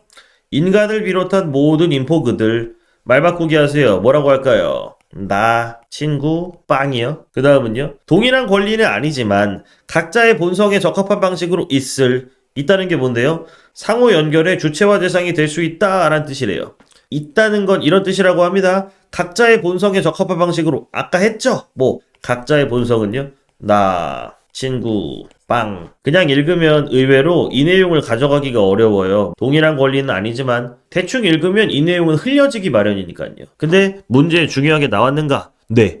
얘로 그냥 바로 답을 찾을 수 있을 정도로 중요하게 나왔습니다. 기출문제 확인해보시면 아마 알 수 있겠죠. 이런 내용을 챙겨가는 데에 우연일지 뭘지 모르겠어요. 이 내용을 흘리지 않고 챙겨가는 데에 앞에서 말씀드렸던 나와 있는 예시를 끝까지 물고 늘어지는 그런 방향 플러스 앞정보와 연결하기를 통한 말 바꾸기 이 두 가지가 있을 때 이걸 챙겨가기가 이 내용을 결과적으로 처리하기가 쉬워지는가 어려워지는가 당연히 엄청 쉬워지는 거 느껴지죠? 네, 한 번 더 이득이 커지는 순간으로서 확인을 해보면 좋았다. 인간을 비롯한 모든 인포그들 나오자마자 나 친구 빵. 그 다음 각자의 문성에 적합한 방식으로 있을 다음에 연결했잖아요. 있다는 건 이런 거니까. 그럼 무조건 뭐 주체가 되고 대상이 되고 주체가 되고 대상이 되고 내용이 되게 다르겠죠. 주체가 되고 대상이 되고 앞에서 한 사람은 그냥 다시 앞에서 한 사람은 그냥 생각만 하면 되고 그 다음 앞에서 안 한 사람은 뒤에서라도 해야 되는 뭐 이런 상황이 생기는 겁니다. 봐주시면 좋을 듯. 그 다음에 많아요. 약간 옛날 기출이죠. 한번 읽어나 보실래요? 읽었다면 합니다. 환원이란 뭘까요? 말이 웃기지만 나와 있는 그대로 해봤습니다. 뭐 통일시키려는 것. 동일성, 비동일성 단서가 있기 때문에 앞에 말과 뒤에 말이 좀 반대말일 거예요. 그래서 통일시키려는 게 비동일성이라면 환원을 거부한다? 뭘 거부할까요? 앞에 또 단서도 있죠? 통일시키려는 걸 거부하겠죠. 그 다음 이러한 환원을 거부하는 비동일성을 지녀야 한다고 주장한다. 그렇기 때문에 예술은 대중이 원하는 아름다운 상품이 되기를 거부하고 거부. 대중이 원하는 아름다운 상품이 되기 한 단어로 말 바꾸기 돼요? 생각했어요? 씁니다. 환원. 그 자체로 추하고 불쾌한 것이 되어야 한다는 것이다. 그 자체로 추하고 불쾌한 것. 얘는 대중이 원하는 아름다운 상품이 되지 않았기 때문에 뭐에 해당할까요? 동일성에 해당할까요? 비동일성에 해당할까요? 비동일성. 말 바꾸기 하면서 가는 거예요. 그에게 있어 예술은 예술가가 즉시 아니로다가 예술은 동일화되지 않으려는 일정한 형식이 없는 비정형화된 모습으로 나타남으로써 일정한 형식이 없는 비정형화된 모습 비정형화되어 있다라는 건요 동일화되지 않으려는 것과 똑같은 말이죠. 그 다음 일정한 형식이 없는 비정형화 일정한 형식은 뭘까요? 일정하다 때문에 하나가 된 거예요. 뭐 대중이 원하는 아름다운 상품이 되면 일정한 형식이 된 거죠. 그게 아니라면 비정형화라고 했기 때문에 이 비정형화는 또 뭐랑 똑같은 걸까요? 비동일성이에요. 그 다음 쭉 가보니까 현대사회의 부조리를 체험하게 하는 매개여야 한다는 것이다. 부조리를 체험? 추하고 불쾌한 것이랑 연결되는 건가? 뭐 하나 더 연결하고 끝내도 되고. 근데 동일성, 비동일성은 반드시 말 바꾸기가 열심히 되어 있어야 하겠죠. 괜찮나요? 하나 더 가요? 2022학년도 수능기출 읽어나 보세요. 엄청 유명한 지문이지만 시작. 읽었나요? 처음에는요 새 범주 이러네요. 앞에서 말한 것 중에 3개 있나요? 3개는요 정립, 반정립, 종합이겠죠? 여기다가 정립, 반정립, 종합하면 되겠네요. 몰랐지만 각각을 뭐라고 부른다? 범주라고 부르나 봐요. 그 다음 대립적인 두 범주가 조화로운 통일을 이루어 나간다. 대립적인 두 범주 뭐라고 쓸까요? 정립, 굵어. 반정립. 조화로운 통일을 이루어 나가는 수렴적 상향성 상향한다는데요. 뭐가 상향됐을까요? 위상. 왜? 대등한 위상이 아니라고 했으니까. 그 다음이요. 조화로운 통일은요. 얘네가 뭐가 된다. 종합이겠죠? 끝. 뒤엔 좀 더 어렵습니다. 해결에 의해서 변증법은 논증의 방식인 건 당연한데 논증 대상 자체의 존재 방식이기도 했대요. 이게 그냥 이 지문을 읽는 법 그 자체였어요. 필수 행동으로 다루고 있긴 하지만. 즉 세계의 근원적 질서인 이념은요. 세계의 근원적 질서겠죠? 내적 구조도 이념이 시공원적 현실로서 드러나는 방식도 변증법적이다. 즉 있고요. 얘 하나, 그 다음 얘 둘. 앞에 내용 뭔데요? 논증의 방식, 논증 대상 자체의 존재 방식. 이념에다가 쓸게요. 논증 대상. 안 보여.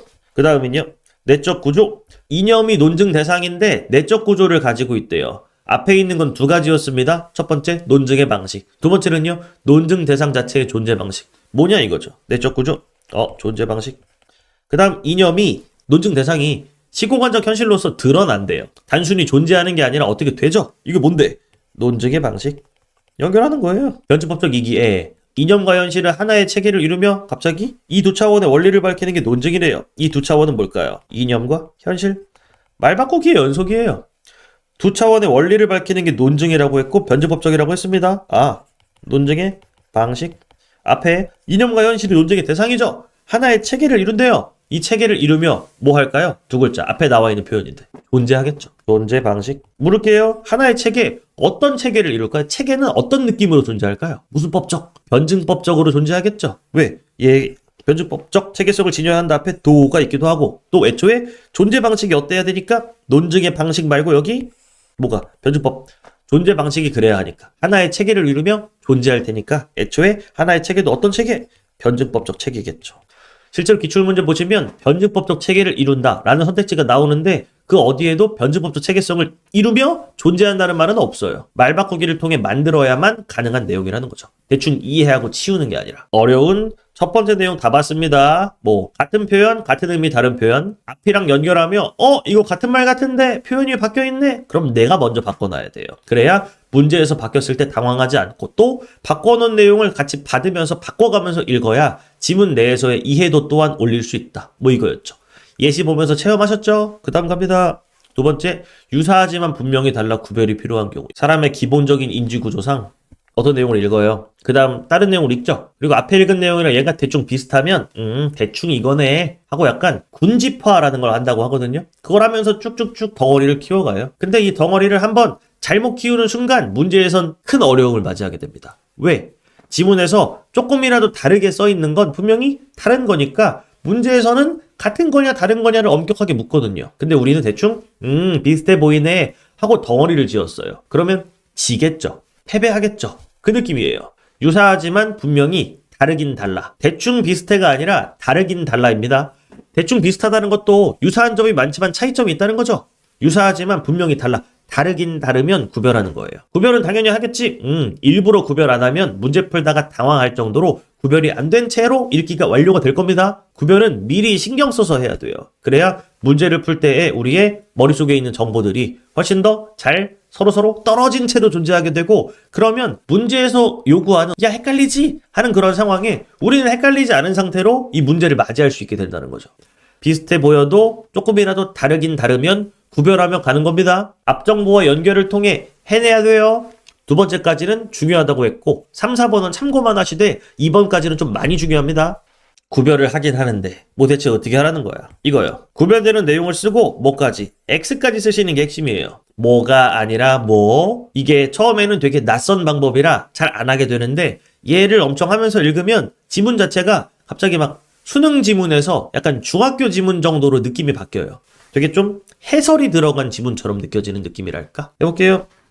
읽어라도 보세요. 다 읽었다면 들어가 봅니다. 큰 소리로 인해 작은 소리가 들리지 않는 현상을 차폐라고 하며 차폐를 일으키는 큰 소리를 차폐음이라고 한다. 큰 소리 밑에다가 구별돼야 되니까 작은 소리 X 할게요.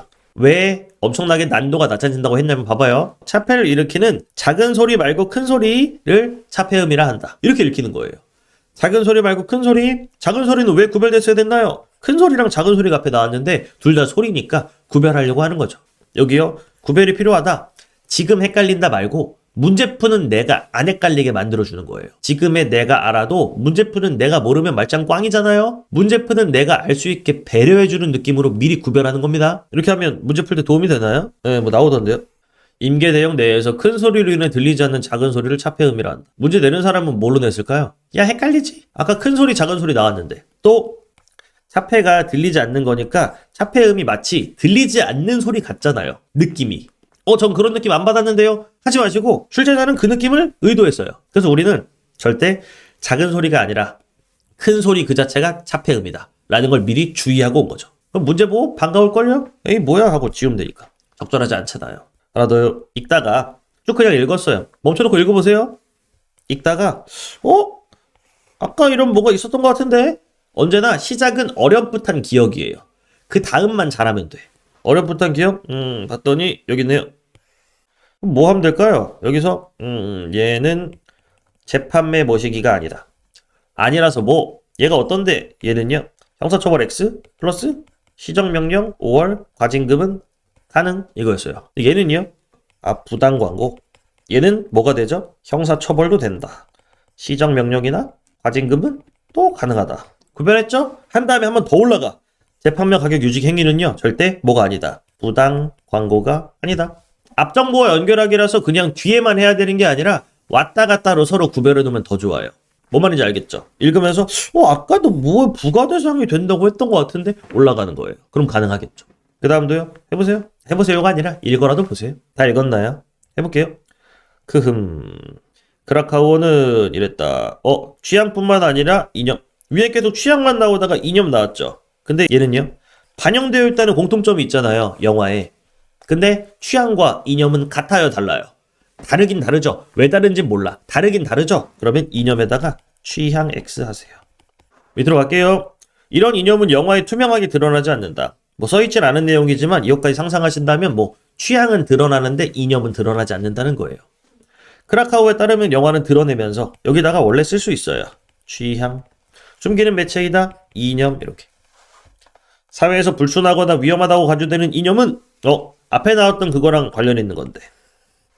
뭐 말 바꾸기. 이념을 의외로 뭐로 바꿔도 되냐면 사회에서 불순하거나 위험하다고 간주되는 것 이래도 상관없어요. 왜? 또 다른 이념. 즉 되게 좋아 보이는 이념이 나올 때까지 이념의 뜻은요. 사회에서 불순하거나 위험하다고 간주되는 것이었거든요. 문제도 이렇게 나옵니다. 뭐 어쨌든 간에. 그 다음 크라카오는 영화의 표면에 표면은요. 앞에 나온 말 중에 뭐랑 구별돼야 되죠? 이면 X. 가시적으로 드러난 감추어진 X. 하는 거예요. 전형적인 모티브나 이미지 얘는 무조건 뭐랑 구별돼야 되죠? 이념 X. 왜? 감추어지지 않았으니까. 암시하고 비유하는 것을 해석함으로써 그 이면에 감추어진 이념. 이념은요. 모티브, 이미지, X. 뭐 이렇게 구별하면 되는 거겠죠? 그 다음 밑에는요. 같은 말끼리 연결하면서 읽으시면 그냥 끝나 있을 거예요. 계속 비교 대조되는 내용인데 결과적으로 근데 뭐부터 시작해야 된다? 일단 구별부터 시작해야 반대인지 뭐인지 알 수 있을 거고 이렇게 대충 구별해야 되는 내용도 분명히 구별하면서 뚜렷하게 읽어나갈 수 있다. 대충 이거지 하고 머릿속에 내용을 짬뽕해서 기억하시면 안 돼요. 다 사이사이가 떨어진 느낌이 나야 됩니다. 약간 뭐 비유적으로 하면 약간 칼국수 면에 약간 밀가루 뿌리는 느낌이랄까? 면끼리 이렇게 들러붙지 않게 이렇게 서로서로 해놓잖아요. 그런 느낌의 구별이 이루어져야 문제 풀 때 유리하다 이거죠. 두 번째 경우의 수 하고 있습니다. 그 다음이요. 읽어라도 보시면 너무 좋고요. 했나요? 여기도 뭐가 나오다가 그 다음 여기도 뭐가 나와요. 사페 문턱값에다가 할게요. 뭐 최소 가청 강도 X 구별만 하고 끝나요? 아니 뭐가 같고 뭐가 다른 데를 보시면요. 그게 그거 같은데 아니에요. 얘는 조용할 때라고 했고 얘는요. 사페를 고려한이라고 했어요. 지문을 다 읽고 결론 내시면 여기서 뭐 할 수 있냐면요. 최소 가청 강도보다 뭐 차폐 문턱값에 더 크겠다. 왜? 얘는 조용할 때 감지할 수 있는 건데 얘는 차폐되지 않는 차폐가 일어나더라도 그러니까 들릴 수 있는 최소의 소리 이거잖아요. 그래서 걔를 넘어선 소리여야 할 것이다. 둘 다 최소값이라고 말하고 있긴 하지만 뭐가 더 크다? 얘가 더 크겠네. 뭐 이런 결론까지 낼 수 있으면 대박이에요. 근데 그것의 시작은 뭐다? 구별. 계속 대충 그게 그거지 하고 끝내지 마시고 무조건 구별해야 됩니다. 그 다음은요. 읽어는 봤나요? 26학년도 6월 평가원입니다. 분자당 3개의 수소 분자? 앞에 뭐가 있었는데? 올라가 보세요. 분자 하나에 3개의 수소 분자. 분자? 각각의 수소 분자가 탄소와 수소 원자 간의 결합을 2개씩 만들며 밑에 기준으로요. 분자당 3개의 수소 원자. 누가? 암모니아가. 근데 위에는요. 톨루엔 분자라고 했는데 톨루엔 분자 결과적으로 3개의 수소 분자라고 했고 각각의 수소 분자가 뭐만 탄소는 됐고 수소 원자 2개. 2개인데 이게 3개래요.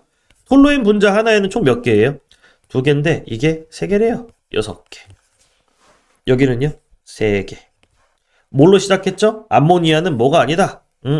MCH가 아니다. 근데 그 MCH는요. 톨루엔과 수소로 변환된다 라고 말했고요. 톨루엔 분자 하나에 이렇게 말했으니까 변환된다 라는 게 결합할 때 된다 이렇게 하나 생성된다. MCH 분자 하나에 결과적으로 몇 개가 있는 것인가? 6개. 결론 내는 거죠. 그 다음 문제 풀면요. 여기 나오죠. 기억과 니은 구별하라고 했고 구별되는 개념으로 뭐가 나오죠? 분자당 저장되어 있는 수소 원자 개수 비교. 실제로 답도 4번이었고 미리 구별로 보는 거예요. 아까 뭔가 나왔는데 뭔가 좀 다른 것 같은데 그때 구별을 시작하는 느낌. 읽었나요? 얘는 좀 쉬워요. 뭐 이동권 소유권에서 뭐로 바뀌고 있다. 이동권 여기다가 소유권 X 하는 거죠. 물론 얘는 좀 쉽게 가려고 해서 이렇게 써 있습니다. 근데 이 말이 빠져도 지문은 전혀 문제 없는 거 보이죠? 예, 어렵게 나오면 이런 것들이 빠진 채로 문제는 똑같이 이렇게 나오는 거예요. 우리나라 현행법에는 소유권이 하나 모여야 되니까 이동권. 미리 구별을 해놓으면 무조건 문제풀이에서 이득을 볼 수 있다. 이거고요. 답이 이거였어요. 또 구별해? 예. 읽어라도 보세요. 17학년도 수능 기출이었습니다. 예시 엄청 많이 보여드리는 거 느껴지시죠? 이 필수 행동이 증명되는 사례가 엄청 많다는 거죠. 효소를 합성하지 못한다. 근데 뒤에요? 예? 구별하세요. 얘는요? 위에서 말한 효소가 아니에요. 효소 복합체인데 효소가 아니라는 게 뭔 소리야? 위에서 말한 효소는요, 체내에서 합성하는 거였어요. 체내에서 합성하는 게 아니라 어떤 효소인데, F. 미생물이 가진 거구나. 글씨는 안 보이지만 썼습니다. 미생물이 가진 효소 복합체지 절대 체내에서 합성하는 게 아니다. 뒤에 걸 보고, 아까 효소 없다고 했는데, 올라가서 왔다 갔다 하다가 결론을 내는 거예요. 그러면 문제 풀 때 도움이 되나? 네, 여기 나오더라고요. 합성한 효소. 분해하는 효소가 있긴 해. 하지만 합성한 게 아니었다. 뭐 이런 느낌이죠. 적절하지 않은 걸 찾으라면 얘가 답이에요. 실제 문제 답은 이건 아니었지만. 문제는 적절한 걸 묻긴 했거든요. 또 해? 네. 여기 보시면 혈액은 하다가 앞정보와 연결하기에 경우의 수 1번 있었는데 뭐 같은 말인데 표현 바뀌어 있는 거. 손상 부위 혈관벽 쓸게요. 그랬다. 그랬구나. 혈액 응고는 혈관 속에서도 일어나는데 뭐야 이건. 구별 혈관벽 X 돼요? 이때의 혈병을 혈전이라 한다. 위에 혈병, 혈전. 이때라고 말했죠? 이때는요, 혈관 속입니다. 얘는요, 위에서 봤던 일반적인 혈병이 아니죠? 그리고 뒤에 읽어보시면, 혈전은 안 좋은 거였다. 안 좋은 거라서 어떻게 문제 나오는가. 여기요. 섬유소 그물이 뭉쳐 혈액의 손실을 막는다라는 건 어디 버전일 때? 혈관벽 버전일 때. 근데 혈전은요? 혈관 속 버전이었죠? 답은 그래서 1번. 뭐 이런 식이었습니다. 구별이 미래입니다. 구별을 해야 문제를 풀어요. 왜? 아까 기본적인 출제 내용에 뭐가 있다고 했죠? 너네 이거 헷갈렸지? 하는 식의 문제가 나오기 때문에 헷갈리지 않았다고 말할 준비가 필요하다는 거죠. 그러려면 계속 관련 짓고 구별하고 관련 짓고 구별하고 해야 돼요. 이거부턴 이제 중요성이 좀 떨어지긴 합니다. 근데도 필수 행동으로 넣었어. 왜? 중요하긴 하니까. 1번, 2번이 압도적으로 중요하고 3번, 4번은 좀 중요도가 그나마 떨어진 편이에요. 근데도 보시면 알걸요? 굉장히 중요하다는 걸. 하라는 거야, 말라는 거야. 하긴 하되 1번, 2번 위주로 하시고 3번, 4번도 챙겨가긴 하라는 거죠. 다 하라는 거네? 네. 비교대조는 그냥 읽고 얘랑 얘가 비교대조네만 느껴도 돼요. 근데 100%로 비교대조를 놓치지 않고 확인하려면 앞정보와 연결하기로 하는 게 좋다 이거죠. 뒤에 내용을 읽다가 이거 뭔가 앞에서 말했던 거랑 겹치는데 다르네? 그러면 비교대조를 인지하고 앞이랑 연결해라 이거고요. 연결해서 해야 되는 행동도 드리면 좋겠죠? 번호 붙이기예요. 두 가지가 비교대조 된다고 할 때 2번, 1번 이렇게 붙이시면 좋아요. 방향성 왜 하는지 알겠죠? 2번에서 1번으로 하는 게 앞정보와 연결하기의 모습이니까. 해볼까요? 2번, 1번. 기출인데 독서론 기출이긴 했습니다. 어렵지 않은 느낌. 그 다음은요. 해놓고 구별. 영화의 서사. 위에는요. 모티브나 이미지나 해석. 얘는요. 모티브, 이미지, 해석. X. 하나 더. 총체적, 심층적. 총체적에다가 심층적 X. 이걸 왜 굳이 쓰라고 해? 이걸 다음 필수 행동인데 좀 더 말씀드린다면 써서 하면 결과값이 똑같아요. 근데 굳이 안 쓰고 머리로 해야 될 이유를 잘 모르겠고 또 써서 하면 머리가 조금 더 편해져요. 첫 번째, 결과값을 똑같이 맞추기 위해. 두 번째는 실전에서 오히려 더 효과적인 방법이니까. 이 두 가지 이유로 쓰는 거 기준으로 추천드리고 있습니다. 난 쓰지 않을 거야. 머리로 해도 돼요. 근데 굳이 머리로 할 이유를 잘 모르겠다. 이거고 뒤에 가서 말씀드리겠지만 쓴다고 해서 무조건 실전에서 시간이 낭비되는 게 아닙니다. 시간 낭비는 오히려 고민할 때. 약간 멘붕에 빠졌을 때 그때 오는 거라서 시간을 붙잡고 행동하는 느낌이 나는 게 오히려 쓰기일 수도 있어요. 생각 한번 해보시고 1번, 2번 비교대조 된 거 확인했죠? 그 다음입니다. 어렵진 않아 보여요. 왜? 듀이, 리프만 하면 그만이니까. 그죠? 하나 더. 뒤에 이제 이어질 영상들에서 조금 더 잔소리 하겠지만 비교대조 할 때는요. 무조건 왜는 묻지 마세요. 지금은 공통점 먼저 찾으시고 억지로라도 차이점을 나중에 확인하시는 걸 추천드립니다. 왜 그런지는 나중에 말씀드릴게요. 공통점 먼저, 차이점 나중에. 그 다음 또 있어? 여기에 2번, 1번 하는 거죠. 기억 니은으로 딱 이렇게 구조화가 안 돼 있을 때도 있거든요. 그때 아까도 무슨 번모델이 나왔는데 하고 2번, 1번 한 다음에 이제 공통점, 차이점 하는 거예요. 가장 기본적인 읽기의 방법이죠. 4번 포함관계 별로 안 중요하지만 나왔다 하면 또 문제에 나오기도 합니다. 포함관계는 낚시 패턴을 생각하고 움직이시는 게 중요해요. 이게 뭐냐면 뭐가 뭐를 포함해요. A가 있고 B가 있다고 쳐봐요. A와 B는 관련성이 깊죠. 근데 같은 말이에요? 아니죠. 문제에서 첫 번째 패턴 같은 말인 척합니다. 범위의 차이가 있고 구체성의 차이가 있기 때문에 같은 말이 아니에요. 근데 같은 말인 척합니다. 그래서 서로를 오히려 구별해 주시는 게 좋고, 또 하나, A가 B를 포함하는 것이 B가 A를 포함하는 게 아니죠. 근데 거꾸로 B가 A를 포함하는 것처럼 말합니다. 그러면 또 잘못됐죠. 반대말이니까. 뭐가 뭐를 포함하고 뭐가 크고 뭐가 작은지를 알아야 한다. 그 다음 둘은 절대 같은 말이 아닌 것도 인지해야 한다. 그러려면 어떻게 해야 되는가? 저는 보통 A, B 관계를 이렇게 표시하긴 하거든요. 근데 이 포함 관계는 여러분이 마음대로 포함 관계를 인지할 수 있게 표시하는 거 하셔도 됩니다. 저는 이 기호를 사용할 뿐. 저는 수학은 잘 못해요. 근데 수학에서 배웠던 어릴 때 배웠던 그 느낌 있죠. 작은 게 큰 걸 보고 약간 놀라서 입을 벌린다. 이 느낌으로 하는 거예요. 두 가지 나왔죠? 같지 않음을 인지, 뭐가 더 크고 뭐가 더 작은지 인지하며 읽기. 얘는요, 부당한 광고가 더 크고요. 그 다음 2번이네 1번이네. 얘네는 싹 다 부당한 광고에 포함되죠? 그 다음 쭉 읽다 보면요, 여기에 조금 추가적인 행동인데, 이건 합리적 이유가 없다면 여기 있네. 읽어보셨나요? 합리적 이유가 없다면 이는 부당한 광고가 될 수 있다 이랬습니다. 부당한 광고, 그냥 부당한 광고랑 밑에 있는 말이 같은 말이 아니잖아요. 1번이 될까요? 2번이 될까요? 1번은요, 사실과 다르거나 사실을 지나치게 부풀린다. 그럼 2번은요, 사실을 은폐하거나 축소한다. 합리적 이유가 없이 있는 사실을 삭제했습니다. 부당한 광고, 얘 뭐다? 기만 광고다. 이렇게. 오히려 이 포함 관계를 바탕으로 한 힌트를 사용해서 말 바꾸기가 되는 거죠. 자, 2026학년도인데 잘못 나와 있네요. 6월 평가원 기출이고요. 보시면 인포그 나오죠. 인포그는 그렇다. 일단 여기요. 정보적 존재가 있고요. 그 다음 인간, 이런 식이죠. 그 다음 내용 보니까요, 인포그래요. 인포그에 또 뭐가 들어간다? 인간. 이러고 끝나는 게 아니라 읽어보시면요, 나, 빵 나와요. 나는요, 인간. 빵은요, 여기에 들어가는 거긴 하네. 이러면서 빵도 인포그 되는 거죠. 나도 인포그, 이렇게요. 그 다음 그 밑으로 가다 보면요, 빵을 샀다면 나의 음성 정보는 주체이다. 결국 인포그다. 하나 더 나와요. 인간을 정보적 상호 연결에 의해 구현되는 인포그의 하나로 본다는 점에서 인간뿐만 아니라 뭐까지를, 빵까지를 인포그에 데려갈 수 있는가. 그걸 하려면 인포그는 인간이야, 같은 말이지 라고 하면 절대 안 됐고, 인포그의 하나로 인간이 있어. 이렇게 크고 작은 거에 대한 인지를 했어야 빈자리를 만들어서 좀 더 내용을 챙겨갈 수 있었다. 이런 취지입니다. 읽어보세요.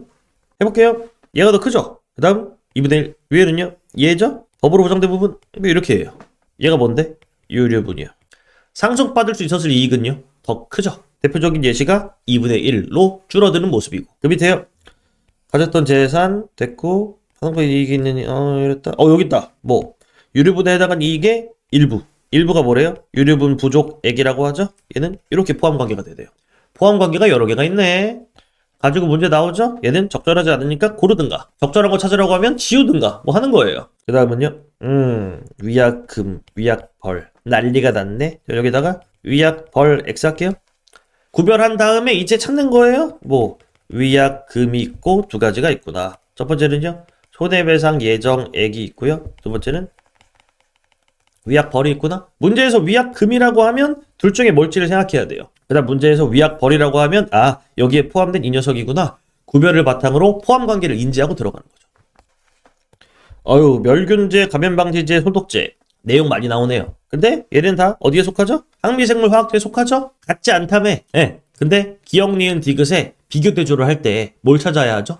공통점 먼저 억지로, 차이점은 나중에 찾는다 했을 때요, 기억, 니은, 디귿의 공통점은 일단 이것부터 시작이에요. 항미생물 화학제다. 왜 걔가 더 크니까? 근데 여기에 내용 나와 있죠?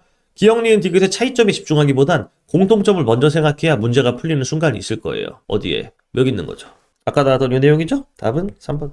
적절한 거 찾는 거였는데 답은 3번이었어요. 포함관계 보시고. 필수행동 1번 다 했습니다. 4가지 경우의 수요. 첫 번째 같은 표현 혹은 같은 의미 다른 표현.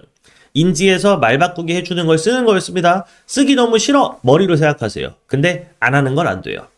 두 번째, 구별하기. 유사하지만 분명히 달라 구별이 필요한 경우에는 구별을 해야 됐습니다. 앞말 쓰고 X 쓰는 것까지가 구별이에요. 안 하면 안 돼? 안 하면 문제 나오는 거 봤죠? 틀릴걸요? 혹은 지문에서 대충 이런 내용이구나 하고 잘못 정리한 중심 내용이 머릿속에 남아서 문제 푸는 걸 오히려 방해할 거예요. 그 다음 세 번째, 네 번째는 별로 안 중요하다고 했지만 뭐 꽤 중요성을 느꼈죠. 예, 상대적으로 덜 중요하다는 거지 중요하긴 합니다. 세 번째, 비교대조. 네 번째, 포함관계. 이 1, 2, 3, 4를 인지해서 문장을 읽을 때마다 앞을 뒤지면서 찾는 거예요. 와, 그렇게 하면서 언제 읽어 이러겠지만 필요한데 내가 가지고 있지 않은 기본적인 행동과 기술이에요. 뭐 어떻게 해? 일부러 인지해서라도 머릿속에 외우고 하나하나 훈련해서라도 내 걸로 만들어야지. 나중에 내게 되면 당연하게 하는 거기 때문에 별로 부담스럽지도 않을 거예요. 1, 2, 3, 4 인지하시고 시작해달라 말씀드리고요. 두 번째 필수 행동으로 넘어가 볼게요. 손을 써서 처리하기. 쓰라고 하면 아이들이 진짜 싫어해요. 그리고 또 되게 다양한 선생님들도 싫어하죠. 왜? 국어에서 글을 읽고 머리로 생각해서 무언가를 해야지 자꾸 쓰는 게 아이들의 능력 발달에도 별로 도움도 안 될 것 같고 또 본질적이지도 않잖아요. 그 어떤 독서 이론도 또 뭐 독서 교육 이론도 쓰는 걸 가르치는 경우는 잘 없어요. 머릿속으로 구조화하는 걸 보통 생각하게 하지. 근데 실전에 시험장에서 할 수 있는 건 다 해야 돼요. 그리고 또 우리는 알고 있죠? 독서와 수능국어 독서가 굉장히 차이가 있는 건 문제풀이 때문이에요. 읽고 이해해서 끝 이게 아니라 문제를 풀기 위해 최대한 많은 것들을 알아야 하는데 생각해보시면요. 읽고 이런 생각 들죠? 읽고 이해됐다. vs 일반적인 독서면 당연히 이거면 돼요. 이해했고 받아들였으면 된 거니까. 근데 문제를 풀어야 되면요. 이해해요. 이해도 안 되면 안 되죠. 왜? 지금 알아야 되니까. 근데 뭐가 중요하다고요? 매우 중요해요. 기억이 많이 날수록 문제풀이에 도움되는 건 사실이니까. 근데 그 누구도 비문학 얘기할 때 기억 얘기는 안 하죠? 왜? 본질적이지 않아 보이고 이상해 보이니까요. 기억의 문제가 아니라 이해의 문제다. 오히려 이러면서 강조하는 사람들도 있고. 이해해서 나중에 기억 안 나면 어떻게 할 건데요? 그럼 문제 못 풀겠죠? 어차피 이해는 당연한 거고 기억까지를 추구해야 되는 겁니다. 기본적으로 이해가 안 되면 하기 위해서라도 또 이해가 됐어도 나중에 알려면 기억에 더 남기려면 어떻게 해야 되는가를 생각해서라도 시험장에서 동원할 수 있는 모든 수단을 동원한다고 했을 때 아마 떠오르는 게 하나밖에 없을 거예요. 보조수단 뭐 있어요? 유일하게 손이 있는 거죠. 손은요. 유일한 시험장에 사용할 수 있는 보조수단입니다. 쓸 거라면 잘 쓸 방법에 대한 고민을 해야 한다. 이거고요. 미리 연습을 해야 또 쓰죠. 나중에 그냥 이번에 한번 써볼까? 늦어요. 약해요. 미리 그걸 안 하면서 그냥 능력을 키워야지 하고 준비만 하는 사람은 되게 안이하게 대처한 모습일 수 있다. 어차피 사용할 거라면 잘 사용할 준비를 해야 되고 나름의 유형화를 해놔야 됩니다. 연습도 되어 있어야 되고 또 하나는요. 약간 뭘 말씀드릴 거냐면 필수 메모 사항이라는 걸 말씀드릴 거예요. 이거 뭐냐면 지문에 나오면 문제에 무조건 나와. 그럼 쓸래요? 안 쓸래요? 써서라도 기억에 더 세게 남겨야겠죠? 혹은 이해도를 높여서 원래 알던 것보다 더 알아야겠죠? 그런 작업 기본적으로 필요할 것이다. 취지는 이래요. 이건 이해되죠? 눈으로 보고 머리로 알면 굳이 안 해도 돼. 근데 여기에 기억을 도우려면 쓰는 것도 좋다. 하나 더는요. 이건 당연히 해야 되는 거예요. 눈으로 보고 머리로 몰라. 그럼 손을 써서라도 머리에 집어넣어야죠. 또 하나는 추가적인 설명인데 어렵다 있잖아요. 글의 내용이 어려운 걸까요? 형식이 어려운 걸까요? 내용까지 어려울 수도 있거든요. 근데 그러면 뉴스에 나와요. 비문학이 출제됐는데 내용까지 너무 어려운 게 나왔다고. 일반적으로 얘입니다. 더 쉽게 쓸 수 있는 내용을 더럽게 어려운 형식으로 써놨다. 그게 비문학이 어려운 모습의 전형적인 어떤 상황이고 형식만 어려워요. 즉 훨씬 더 쉽게 내용을 말할 수 있었다는 거죠. 그러면 이제 여러분이 선택하세요. 어렵지 않은 내용이니까 형식이 어려운 걸 받아들일 건지 아니면 내용을 유지하면서 형식을 더 쉽게 변경해가며 더 쉽게 내용 파악을 할 건지 두 가지가 이득인데 봐봐요. 형식이 변경되면 어려움의 정도가 떨어져요. 왜? 형식만 어려운 거니까. 또 하나는 봐봐요. 변경하려는 시도 있죠? 기억을 키워요. 앞에서 했던 앞정보와 연결하기만 해도 행동을 했던 거라 맥락 기억이 생겨요. 기억을 높이는 건요. 맥락이에요. 우리가 그냥 지나갔던 장소는 잘 몰라도 가서 뭔가 했던 곳은 또 기억이 나죠? 맥락은 뭘 통해 만들어지냐면 비문학 읽기 상황에서는 행동을 통해 만들어져요. 일부러 한 노력을 통해 만들어져요. 그냥 눈으로 보고 쓱 지나간 내용은 맥락이 없어서 기억이 잘 안 나요. 기억이 잘 안 나니까 내용의 조합도 잘 안 되고 문제도 잘 안 풀리는 거예요. 필수 행동 두 가지 하면 당연히 기억이 더 세집니다. 그 다음 이거 손을 써서 처리하기 실제 보조수단까지 사용하면 이런 거 본 적 있을지 모르겠네. 손이 뇌랑 연결된 이 신경섬유 있죠? 이게 가장 많은 뇌를 자극할 때 가장 좋은 방법이 쓰는 거예요. 심지어 이 쓰는 건 쓰면서 생각해. 쓰고 또 보이니까 또 읽어. 뭐 여러 가지. 읽고 쓰니까 또 한 번 봐. 되게 여러 가지 작업으로 그냥 기억을 엄청나게 세게 남겨주는데 도움이 많이 되죠. 두 가지예요. 쉬워지게 한다, 기억 잘 나게 한다. 왜 안 함? 그냥 하는 거예요. 근데 막 처음에 거부감이 들 수는 있겠죠. 보통들 하지 말라고 하니까 또 시간이 많이 소비될 것 같으니까. 나중에 생각해보시면 되게 당연하게 쓰고 있는 무언가를 발견하게 될 겁니다. 머리로 하는 것보다 이득이 엄청 많아요. 필수 메모 사항, 문제에 무조건 나온다고 했고 추가 처리가 필요하다고 했죠? 네 가지인데 외워주시면 돼요. 예시는 그냥 간단하게 보는 거고. 첫 번째, 비례반비례. 일단 읽었나요? 마지막 이거만 하면 끝납니다, 여러분. 여기 있네요. 비례반비례 어떻게 처리하는데? 뭐 비트의 개수가 늘면 말을 좀 만든 건 보이죠? 근데 비례반비례는 언제나 이렇게 처리를 해야 한다. 왜? 문제에 나오니까요. 그 다음이요. 어이구, 어딨어. 고음, 저음 내용도 나오고요. 그 다음 여기에 주파수에 따라 다른데 이랬고 여기 있다.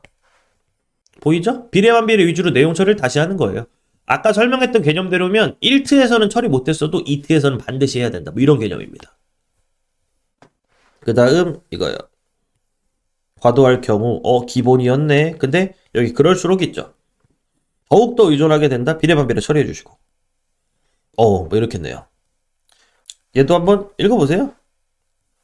읽어보신 다음에 이것도 있고 얘도 있고 비례반비례 뭐 많네요. 그죠?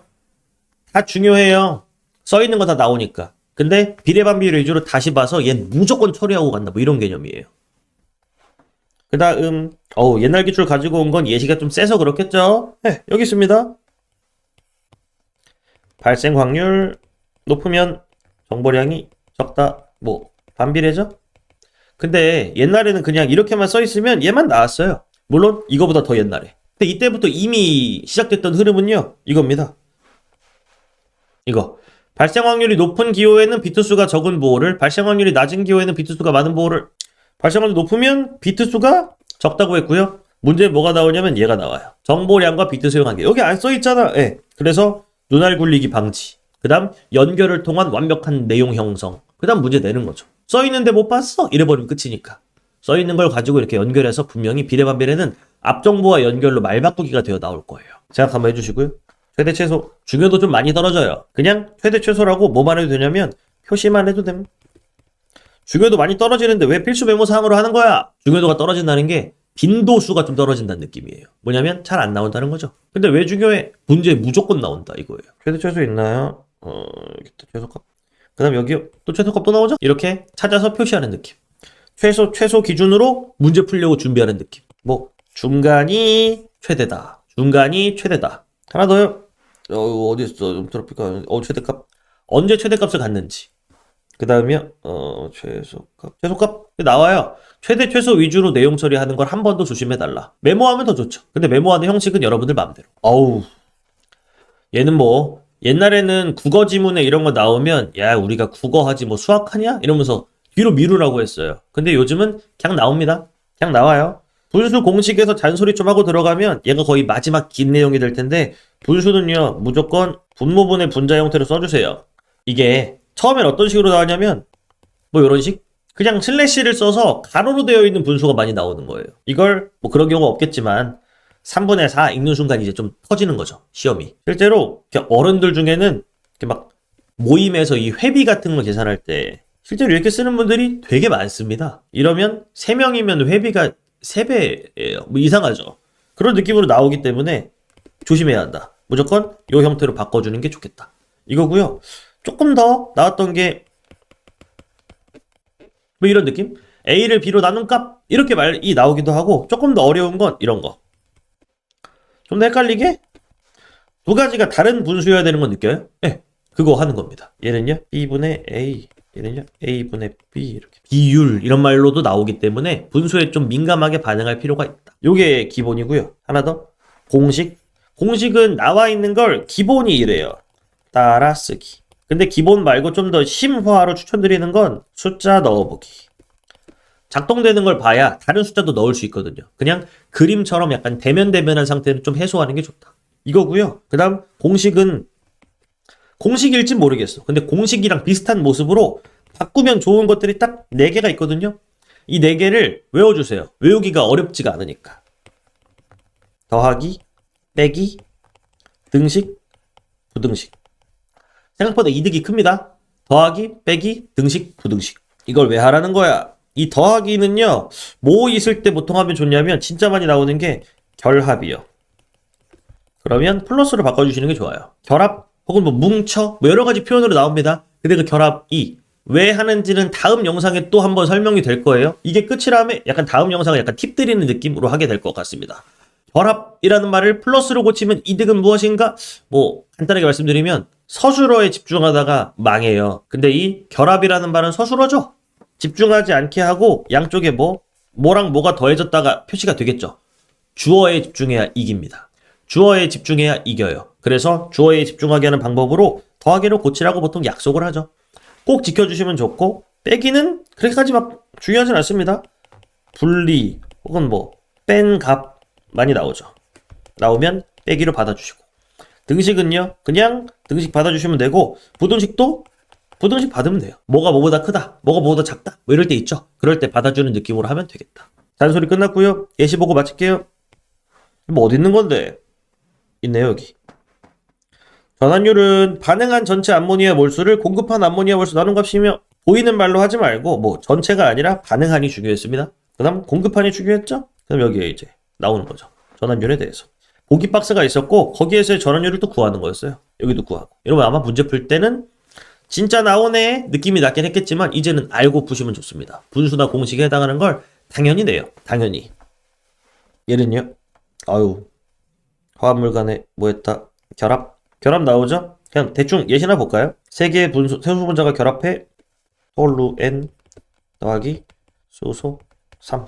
MCH가 그랬다. 결합할 때 했다가 이렇게 되면 뭐가 된다? MCH. 뭐 이렇게 가는 거예요. 그 다음 얘는요. 2분의 1. 됐고요. 더하여? 더할까요?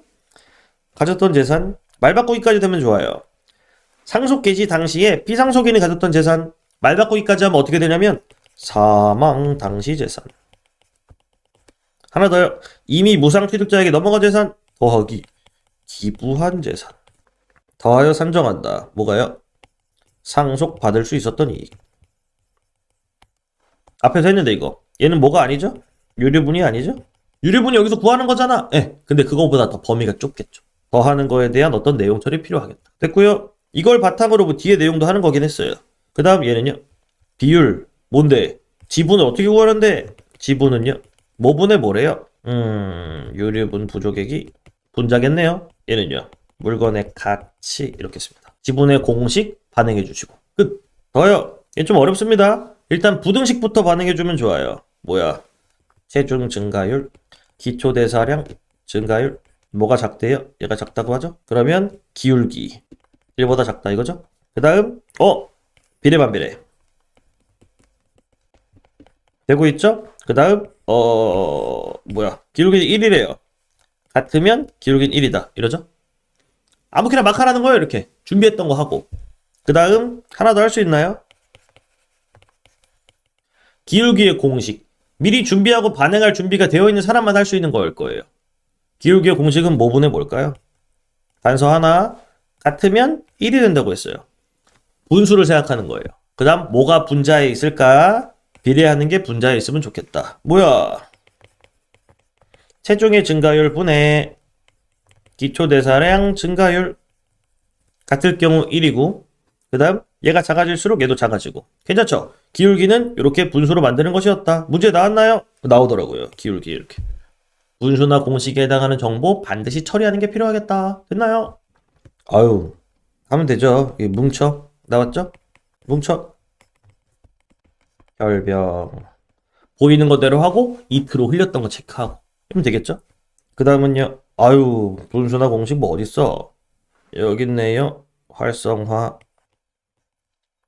혈액. 응고인자 더하기 칼슘이온. 문제 나오나요? 여기 말 바꿔. 활성화. 말 바꾸기 해서 문제 푸는 거였습니다. 이런 느낌. 다시요. 분수나 공식. 분수는 무조건 분모분의 분자 바꿔주시고, 공식은요 기본적으로 따라 쓰되 숫자 넣어주시면 너무 좋고, 공식으로 대놓고 안 나와 있어도요. 네 가지에 반응하면 좋다 이랬죠? 더하기, 빼기, 등식, 부등식. 더하기는 결합이란 말 조심해 주시고. 빼기는요. 그냥 뺀 값 분리한다. 요 정도. 그 다음 등식, 부등식은 보이는 것 그대로 해주시면 아마 내용 처리가 완벽하게 될 겁니다. 과정. 마지막 거의 잔소리로 끝나는데 과정은요. 나중에 준비가 됐을 때 유일한 변수일 거예요. 잘못 읽을 수도 있거든요, 사람이. 한번 잘못 읽으면 끝도 없고. 유일한 변수인데 허락하지 않는 게 필요하지 않을까요? 그래서 이거는 안 해줄지도 모르지만 미리 말씀드려요. 어차피 어려우면 비문학 보기 문제가 하나가 엄청 어렵거나 아니면 과정에 해당하는 문단이 우리를 괴롭힐 겁니다. 그래서 저는 허락하지 않기 위해 100% 손으로 쓰기를 하죠. 어차피 한 문단 정도 나올 거예요. 시험 전체에서. 보자마자 바로 쓰면 돼요. 그냥 읽으면서 여기까지는 이해됐는데 어디부터 쓰지? 이런 거 하지 말고 그냥 바로 쓰는 거죠. 그러면 좀 더 강한 내용 처리를 할 수 있지 않을까. 변수 없는 내용 처리를 할 수 있지 않을까. 굳이 제가 쓰는 걸 공유하진 않겠습니다. 보통 1, 2, 3 해서 쓰거나 아니면 뭐 다음에 뭐 쓰거나. 마지막은 부탁이자 잔소리자 뭐 이렇습니다. 과정에 해당하는 정보 나오면 무조건 큰 여백을 찾고 여백에다가 그냥 쓰세요. 빨리. 머리로 고민하면 시간 보내지 마시고 바로 쓰는 거예요. 추천을 드려보겠습니다. 할진 모르겠어요. 과정 여기 또 나오고요. 여기 또 나오죠? 또 나오고요. 과정에 해당하는 정보가 이런 식으로 나올 거니까 나오면 반응할 수 있게 준비하는 게 필요하겠다. 뭐 그 정도 말씀드렸고요. 정리해봐요. 기본 방향 매우 중요합니다. 단위를 줄여야 한다. 글 단위 말고 문단 단위. 할 수 있다면 문장 단위로 해야 된다. 그 다음 1트, 2트 개념 장착. 아까 말씀드렸죠. 되는 거 먼저 하고 안 된 거 챙겨서 해야 돼요. 되는 만큼만 하면 성적도 딱 거기까지밖에 안 나옵니다. 근데 안 된 걸 챙겨서 하는 사람은 한 번에 막 잘하는 사람이랑 거의 비슷한 모습으로의 결과값을 만들 수 있어요. 그 다음 작게 만든 그 단위 내에서 점검하고 수정하세요. 그러면서 나아가면 결국 결과값이 좋아집니다. 그 다음 1트에서는요. 필수 행동 보이는 만큼 일단 하는 거죠. 그 다음 2트에서는 빠뜨렸는데 필수 행동이만 해야 돼요. 이게 뭔데? 인지해야 돼요. 거의 처음엔 암기가 필요해요. 앞정보와 연결하기 숙지하고 실제로 해야 돼요. 뭐가 중요하냐면 숙지가 먼저 돼야 돼요. 암기하고 암기한 걸 확인해 보세요. 그 다음에 적용하는 겁니다. 그 다음 손을 써서 처리하기 보시면 기본 취지 이해해라 하는 건 손 쓰는 거에 대한 거부감 뭐 있으면 어쩔 수 없지만 있을 이유가 없다는 걸 이해하면 좋겠고 또 언제나 이해됐다가 아니라 알고 나중에도 안다를 만들기 위한 과정이어야 합니다. 그런 읽기여야 해요. 실제로 하기까지 해서 이걸 가지고 뭐 한다? 많은 지문에 적용하고 연습하는 거죠. 꼭 기출에만 해야 되나요? 기출 먼저 하는 거죠. 굳이 사설을 먼저 할 필요는 없으니까. 근데 기출 먼저 해서 분석이 끝났고 적용이 끝났어. 연습이 끝났어. 그러면 다 아는 거에 굳이 할 필요 없으니까 사설 지문이 끼어 들어와도 상관없다. 뭐 이 정도의 취지예요. 어차피 왼쪽에 지문이 있고 오른쪽에 글이 있으면 다 똑같이 적용되는 방법들이기 때문에 그렇습니다. 뭐 어떤 시험이어도 똑같을 것 같아요. 기본적으로 문제로 이 내용을 물어본다. 이러면 절대 어긋날 일이 없는 기본적인 방법들만 좀 길게 알려드린 것 뿐이니까요. 생각 한번 해보시면 좋겠고 다른 사람들의 내용과 좀 다르다고 해서 틀린 건 아니잖아요. 그죠? 한번 생각해보시고 납득이 되신다면 적용해서 연습해보시면 좋겠고 마지막에 또 중요한 게 있거든요. 이거 이 내용을 바탕으로 한 평가원 주요 기출 지문 해설 수업을 합니다. 학년은 상관이 없어요. 비문학을 이르게 잘하고 싶다. 그럼 고1, 고2 친구들 뭐 예비 고1도 상관없고 어차피 똑같이 방법을 적용하며 재능이 없어도 결과가 나올 수 있게 준비할 거니까 참여해 주시면 되고 뭐 내년에 이제 수능을 보는 고3 친구들이 이제 뭐 해가지고 함께 하겠다. 너무 좋죠. 고정 댓글 참고해 주시면 수업 뭐 진행 기본적인 일정이랑 그 다음 신청 방법 이런 것들 다 남겨놓을 테니까 그 링크 통해 신청해 주시면 되겠고요. 뭐 난 수업 굳이 필요 없어 이러면 이 영상에 나와 있는 방법대로 스스로 열심히 적용하고 확인하면서 해가시면 그것만으로 성적이 오를 겁니다. 근데 만약에 도와줄 사람이 필요하고 또 이런 방향을 소개해 준 건 저니까 저와 함께 맞춰보며 함께 나아가겠다 하는 친구들은 수업에 참여해 주시면 너무 좋겠고 여기까지 긴 영상 함께 해주셔서 감사합니다. 다음에 만날게요. 안녕.